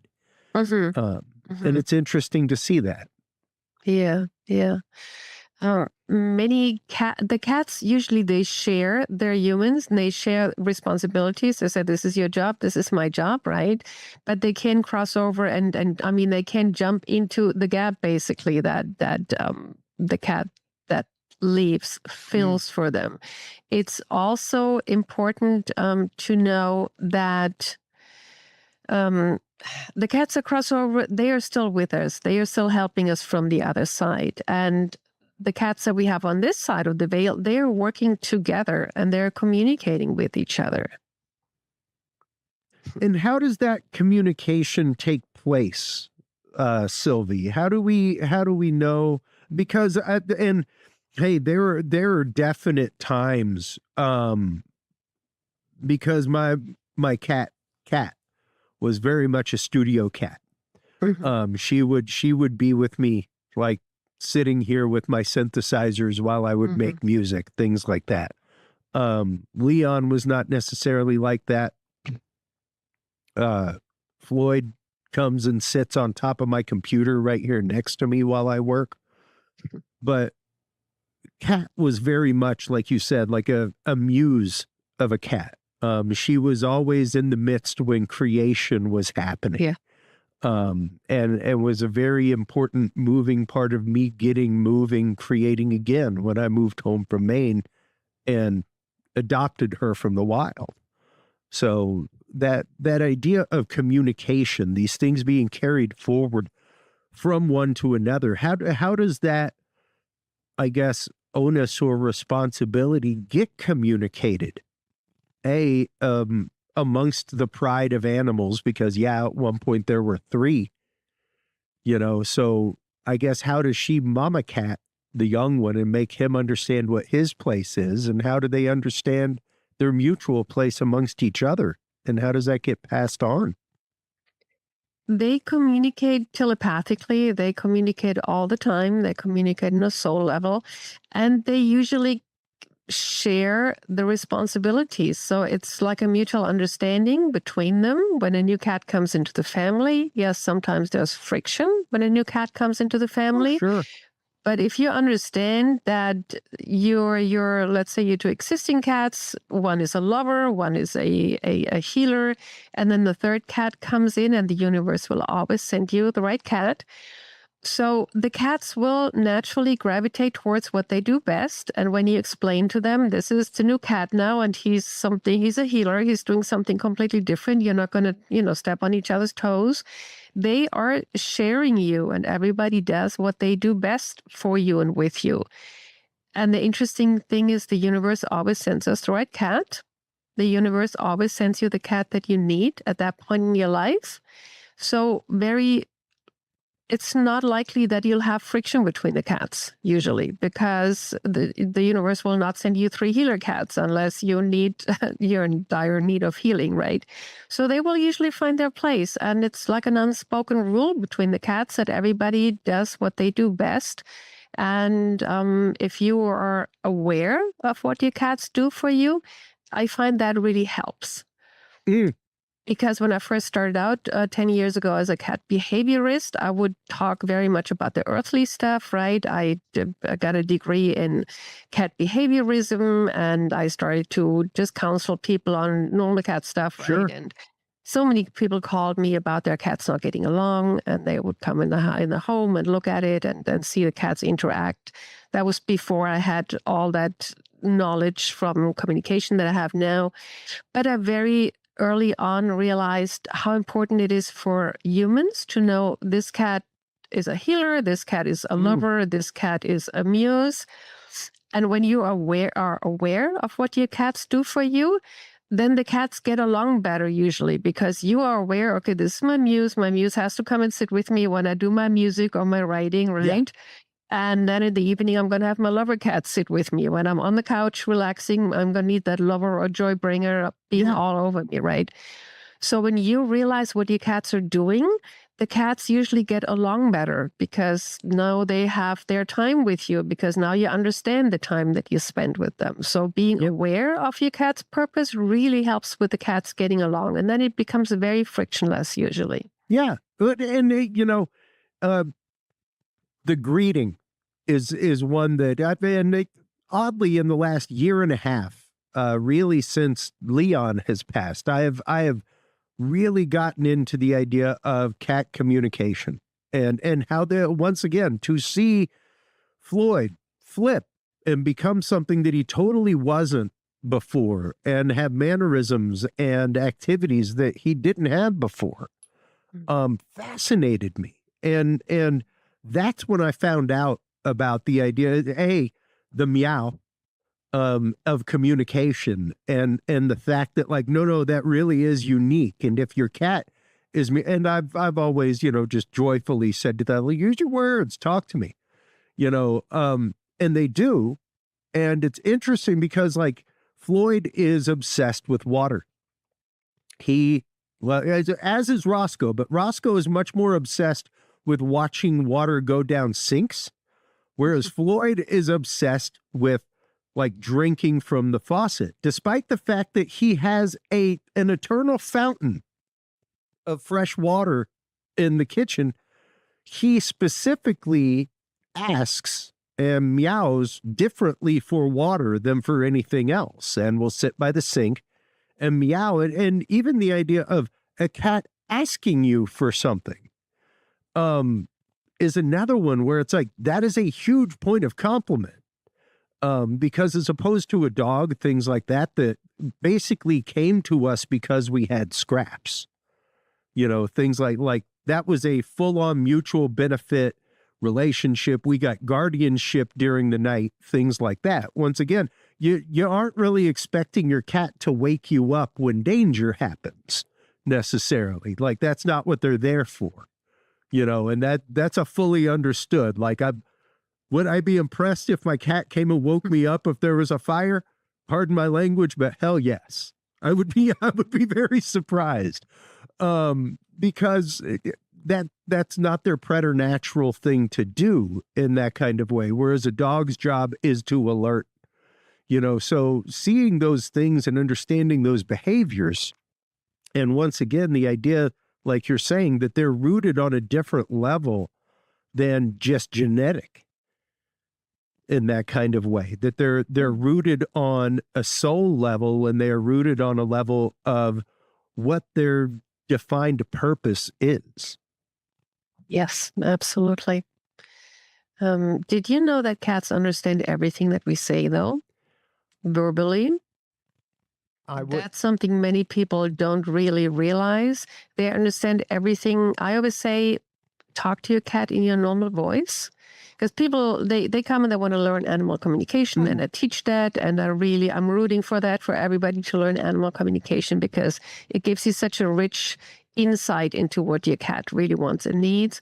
But they do understand our words. They understand when we talk with our regular normal voice. So I always say, talk to your cat in your normal voice, and they will understand everything that we say. And we underestimate that. So I always say, when you take the cat to the vet and you're talking in front of the cat about we need to put this cat down or not, be cautious, be aware that they understand everything that you say. Yeah. So that's a way to communicate with your cat. You won't hear them back, but they hear everything that you want to tell them. Well, is there a way that we can hear them back? Is there some sort of subtle communication that we are missing in some kind of way? Be it even like prime example would be bunting when somebody comes back home. Yes, that is a sign and a show of affection, but it's also the fact of they are basically marking you as safe again. Like, you went out into the world, you went out into this crazy place, man, and you had a rough time, and I hope you're okay. It seems like you're okay. I'm here to remark you with scent so that you're safe and okay. All right. And even understanding that, even understanding bunting in a different way, that it goes beyond the point of them being affectionate. It's the fact of they're trying to reassure you that no, you're here and you're safe now. It's okay. Body language is a big thing for cats. So if we start to understand their body language better, that's a way of them communicating with us. It's just many times it's so subtle that people don't understand what the cat's body language means. But just watch their behavior. Their behavior is talking to you all the time. As I said, people. It's so funny because you said earlier about the snuggling and the cuddling and all these things. There's so many people who think my cat needs affection, my cat needs all this attention, my cat always cuddles with me at the most inopportune times, I need to go, I need to leave, I need to finish my work project, and my cat just keeps cuddling and my cat doesn't want to leave my lap. The thing is, people think that their cat is clingy. But in most cases, the cat is trying to tell the person, slow down. Slow down. Exactly. I had so many people. I mean, now since COVID or after COVID, a lot of people are doing home office now, right? Or during COVID. It was so funny because I had so many people contacting me during COVID, and they were doing home office, and they said, my cat is so clingy and my cat doesn't want me. My cat's always jumping on my computer and my keyboard, and I can't work. And why does my cat need so much affection? And then when I tune into the cats, they said, no, it's my human. My human hates the job. Freaky, my human man. hates the project. My human, I'm trying to calm him down. Once I had a lady who said that her cat would always sit in front of the camera during a Zoom call, and he would always position himself right in front of the camera. And it was starting to be embarrassing because her colleague said, your cat's always sitting there. And so I asked the cat, and the cat showed me that my human is uncomfortable in front of the camera. So the cat was trying to help out, right? Yeah, no, totally. So the lady doesn't have to be uncomfortable. And they do these things, and we need to learn that they don't do that by accident. They don't do that because they're clingy, because they're silly, or when a cat knocks down your computer mouse, right? Yep. They're telling you take a break. Yeah. And I explain that to my wife sometimes. They are communicating with you the best they can. Yes. You know, when that cat comes and greets you, to stop and say hi. Give it that moment. Like it's 5 seconds out of your life as a human being that means the world to that cat. Because it now understands that you understand. Like you said, like it fully gets it. It understands. It understands beyond your words what you're saying, what you're feeling, and what you're saying is a lie, and what you're belying to it is a lie. And so they're trying to calm us down. Yeah. They're trying to take us to force us to take breaks, to come into the moment.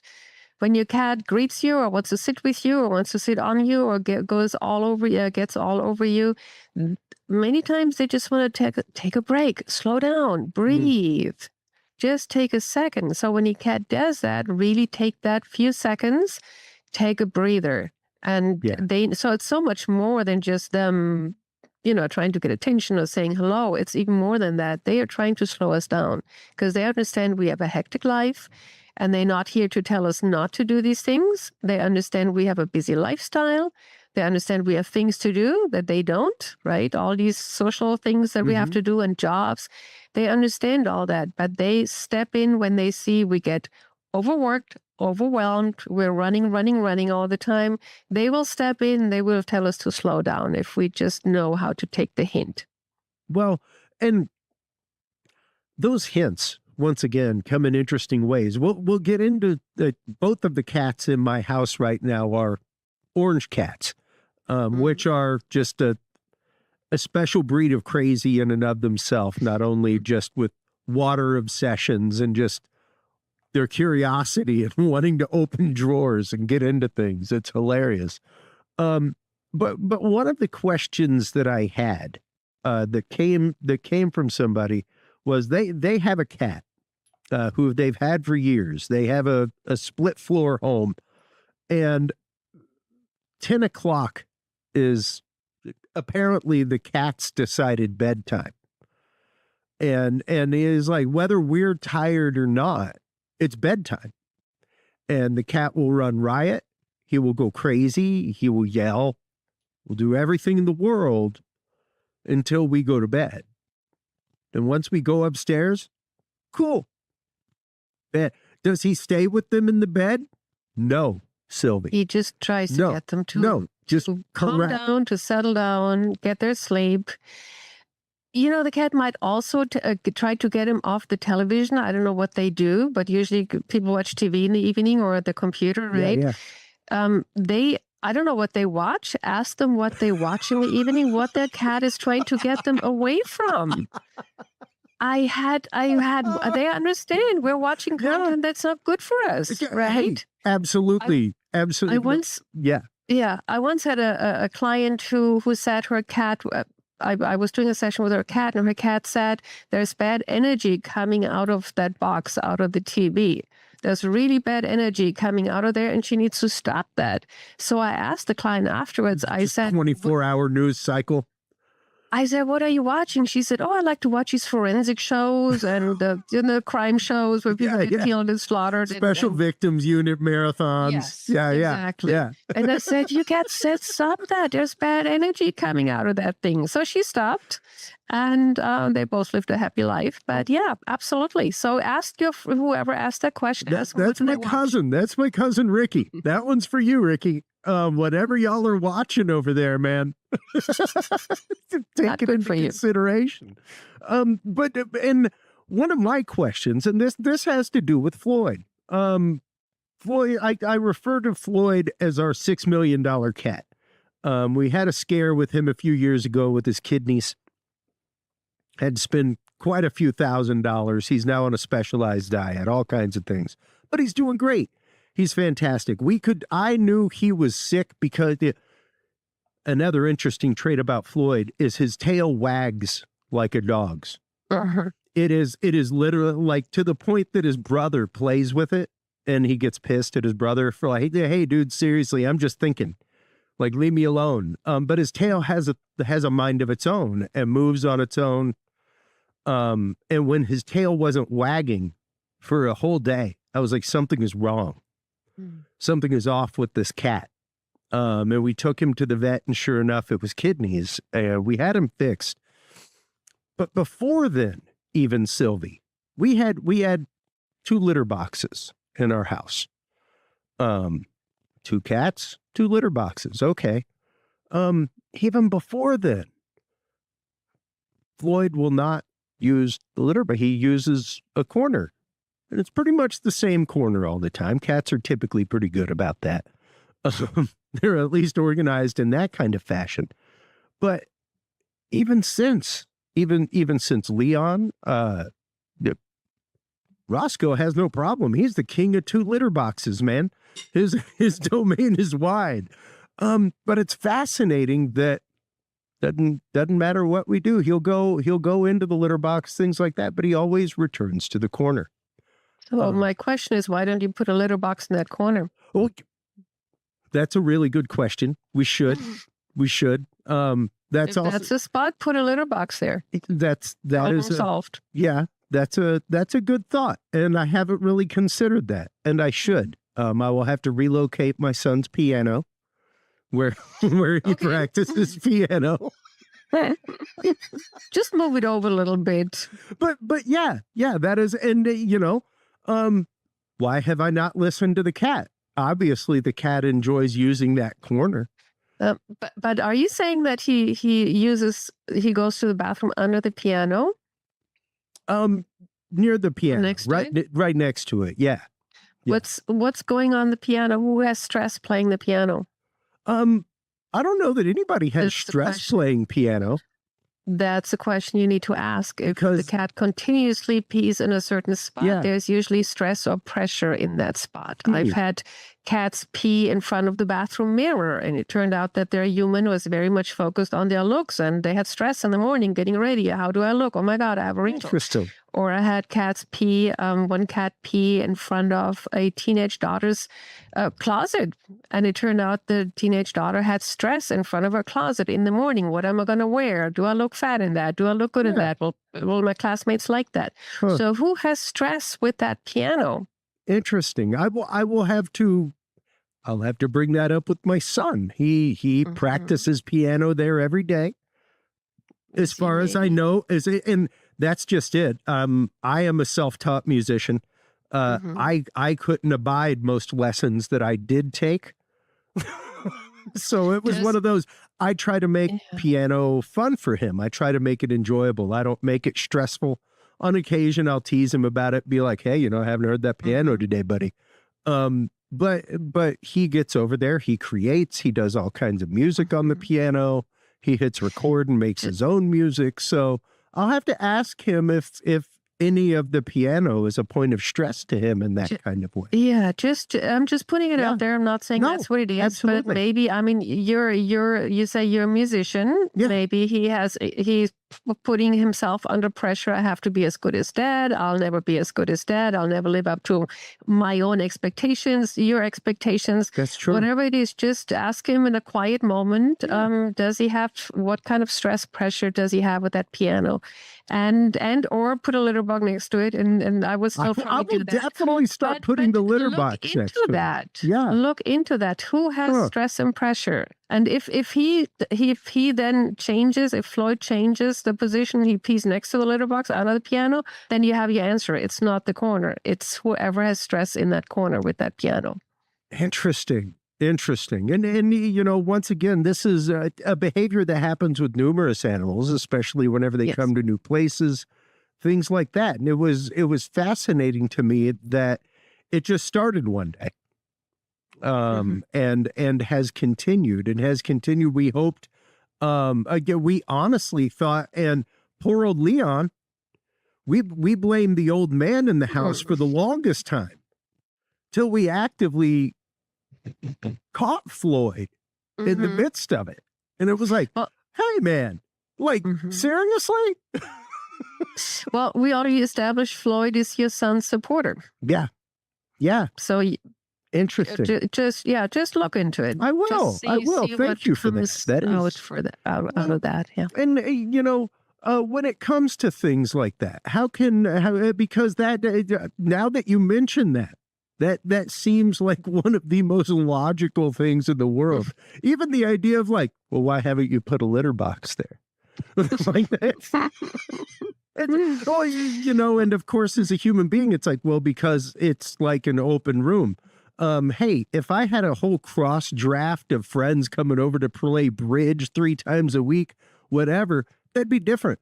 I have one day a week where somebody comes over and teaches my son piano. Mm-hmm. Oh, okay. Does it, I mean, it could also be that that person coming in has a bad energy, or has a not bad energy, but has a very, brings in a lot of stuff. I mean, some people, when they come into homes, they bring in emotional stuff, and some cats are very sensitive to that, or they try to protect their humans from people coming in with their emotional stuff, and it always kind of rubs off, right? So I don't know. I don't know that person. I don't want to offend anybody. No. I'm just saying, when people come into our homes, cats are very sensitive to homes, and they react to people's energy. Yeah. So just something else to think about. Well, and that is quite literally a topic that we bring up on the show all the time. Because I guess in a lot of mediumship, things like that, it's called shadow work. The idea of like, no, watch your energy. Because like you are directly responsible for whatever energy you bring into a room. And that's what that shadow work is for, is recognizing like, yeah, hey, no different than in a yogic principle. Anger is a good thing. Anger is righteous. It's great. That's where a sense of justice comes from, is anger. But you're not supposed to give it safe harbor and food and shelter. You're supposed to acknowledge it and then go, okay, now what do I do to change that situation?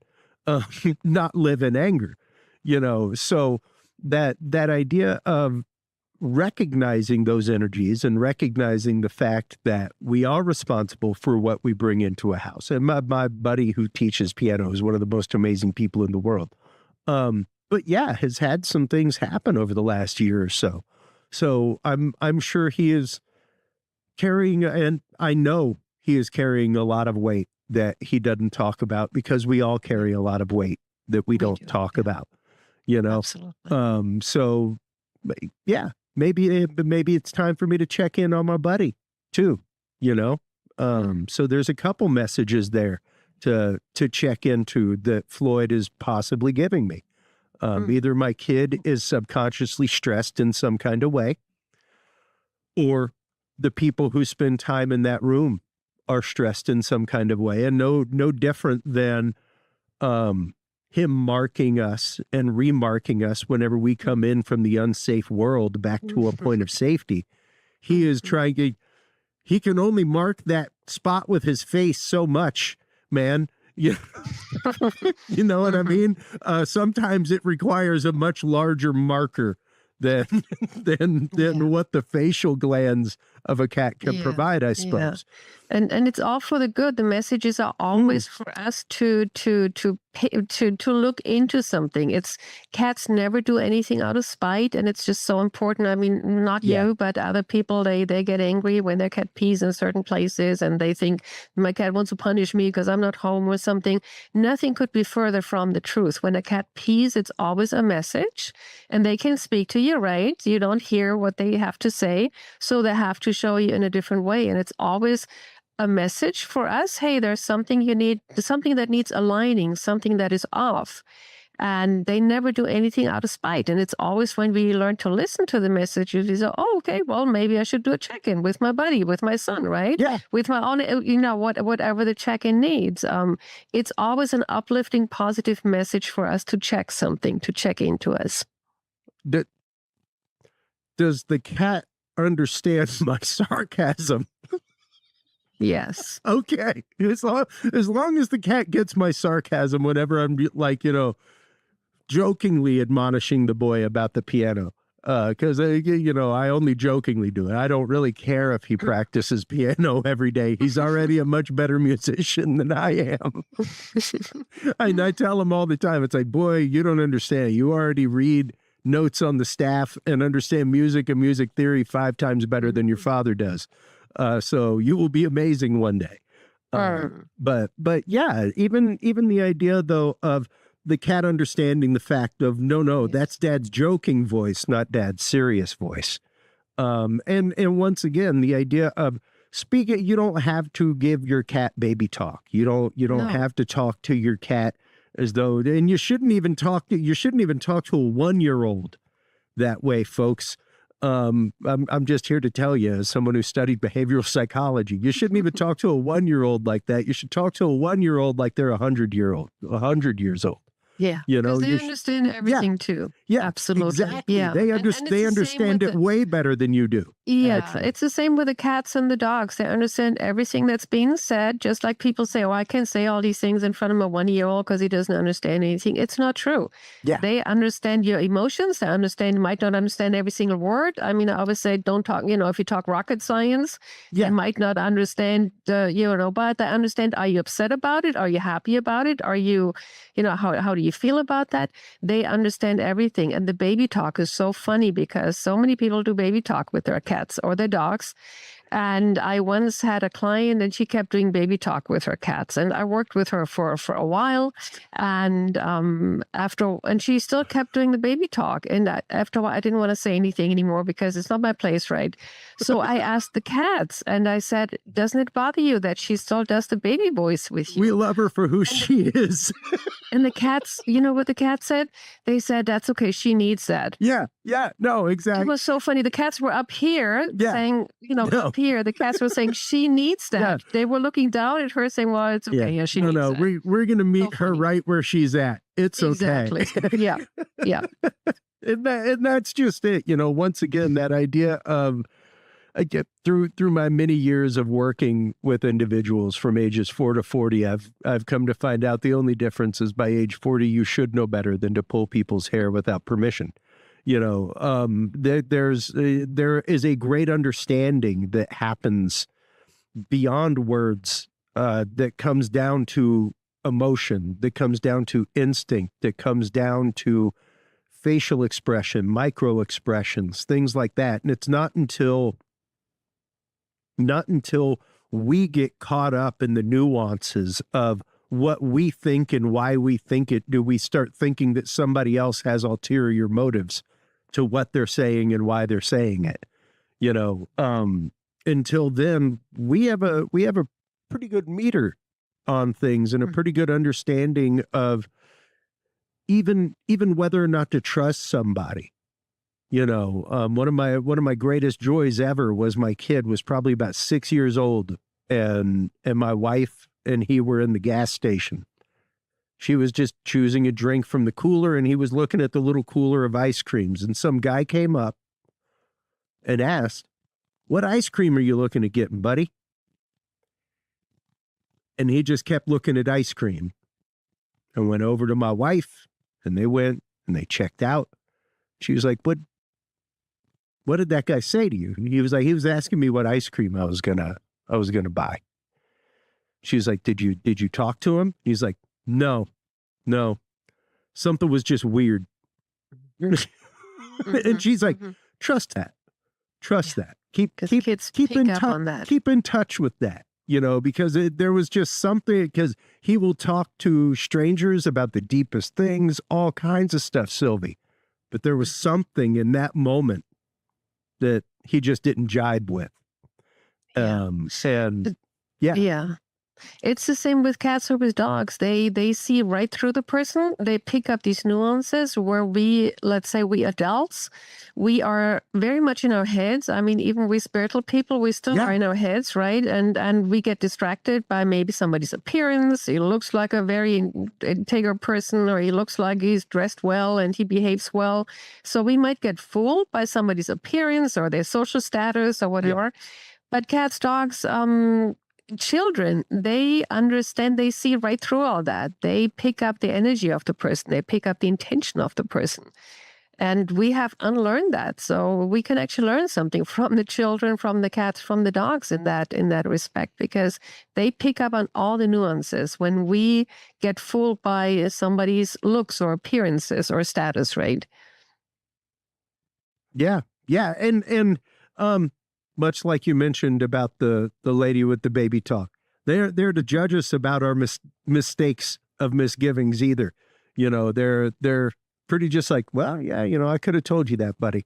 But Yeah. And the beautiful thing is they don't care about our appearances. They don't care about when we beat ourselves up over something. I should have done that better. I don't know, I have a bad hair day or something, right? The cats don't care about that. The dogs don't care about that. We can have all the bad hair days that we want. They just want us to be happy. They see through all that. We cannot fool them. We cannot fool them by saying, I'm fine, I'm happy, I'm fine, everything's fine. They look at you and say, no, you're not fine. Stop lying to yourself, right? Stop pretending everything is fine. When we talk to a friend and the friend says, how are you? We say, we say, I'm fine. I'm okay. Everything's fine. And it's really not, but we're saying it, right? Yeah. You cannot do that to your cat or your dog or your kid for that matter. They will see right through that. And that's beautiful because they see the true us. They see who we truly are. They love us for who we truly are. That is how they love us unconditionally, exactly how we are, shadow side and everything we're trying to not show to the world. They know our shadow side and they love us anyway. And that's what makes it so precious to have a cat or a dog companion. Absolutely. Sylvie, I want to thank you for a beautiful and honest conversation about this. I can't wait to have you on again to talk about it because companions to begin with are important. I think the word pets is wrong. That entails some sort of servitude in some kind of way. And really what it is it's a stewardship, and it's a mutual stewardship. While we have decided to steward them with house and home, they have decided to steward us emotionally and psychologically and spiritually. And that is a beautiful arrangement. That is one of the most beautiful, pure arrangements that you can ever get, Sylvie. So thank you for helping facilitate that. Thank you for helping people learn about that beautiful arrangement. Where can people go to find out more? Where can they go to take your courses? Where can they go for private sessions if they have a cat who has a special corner, I guess, that they need to put a litter box in? Put a litter box in and watch for what happens. Think about what happens in it. Yes, everything is on my website, sylviesterling.com. It hosts my classes. It hosts my membership. It has a link to private sessions. I don't always offer private sessions. So when you go there and you see no openings, then check back the next month or drop me a line, contact me directly. I focus on the classes, the membership, and and basically sylviesterling.com. That is where you can find everything about me and my work. I have a YouTube channel, a small one, but it's growing. And I love what you said at the end. I couldn't have said it better. So thank you so much for giving me the opportunity to speak with you today. Absolutely. Thank you so much for taking the time. And once again, for the honest and open, candid conversation. I am somebody who thinks that we all need that in our life, and we all need some new prism through which to scatter the light, because everything gets a little monochrome sometimes. So the more facets through which we look at the world, I think the better understanding we have. So thank you for helping polish that facet today. Well, thank you. Absolutely. Pleasure being on your show. Same here. Hold the line real quick while we close things out with the audience. While you were online, everybody, checking out everything from Sylvia Sterling over at sylviasterling.com, make sure to stop on by Curious Realm. CuriousRealm.com is where you can like, follow, subscribe. That is where you can find all of our episodes. That's also where you can find our store, where you can find all of the books, music, videos, courses, everything from our guests. That's also where you can find your link to Curious Research in the Field Observation and Encounter Log. If you are an investigator in the world of paranormal, cryptozoology, UFO, UAP field research, doing investigative journalism, what have you, in those fields, this is your back pocket log to write down all of your witness statements, all of the happenings, all of the data that you find in the field in a scientific way so that you are ready to shake hands with science come the day you need to do so. Thank you so much for your open hearts, your open minds today, everybody. That is what makes the conversation. And without the conversation, humanity does not march forward. So remember, take care of yourselves, take care of each other, and stay curious. We'll talk to you soon. Bye-bye. Thank you for tuning into this episode of The Curious Realm. Stay tuned for more guests, forbidden topics, and hidden truths. Follow us on social media by searching Curious Realm. To download the official Curious Realm app and view the Knowledge Vault, or become a sponsor of Curious Realm, visit our website at curiousrealm.com. Curious Realm is available on your favorite podcast and video services, curiousrealm.com, as well as KGRA Radio, APR TV, and the official Curious Realm app for Roku devices. Curious Realm is a proud member of the Ground Zero Media family of podcasts. For more shows and members-only content, visit groundzeroplus.com today. Thanks for listening. Stay curious, and remember, the other side is always watching.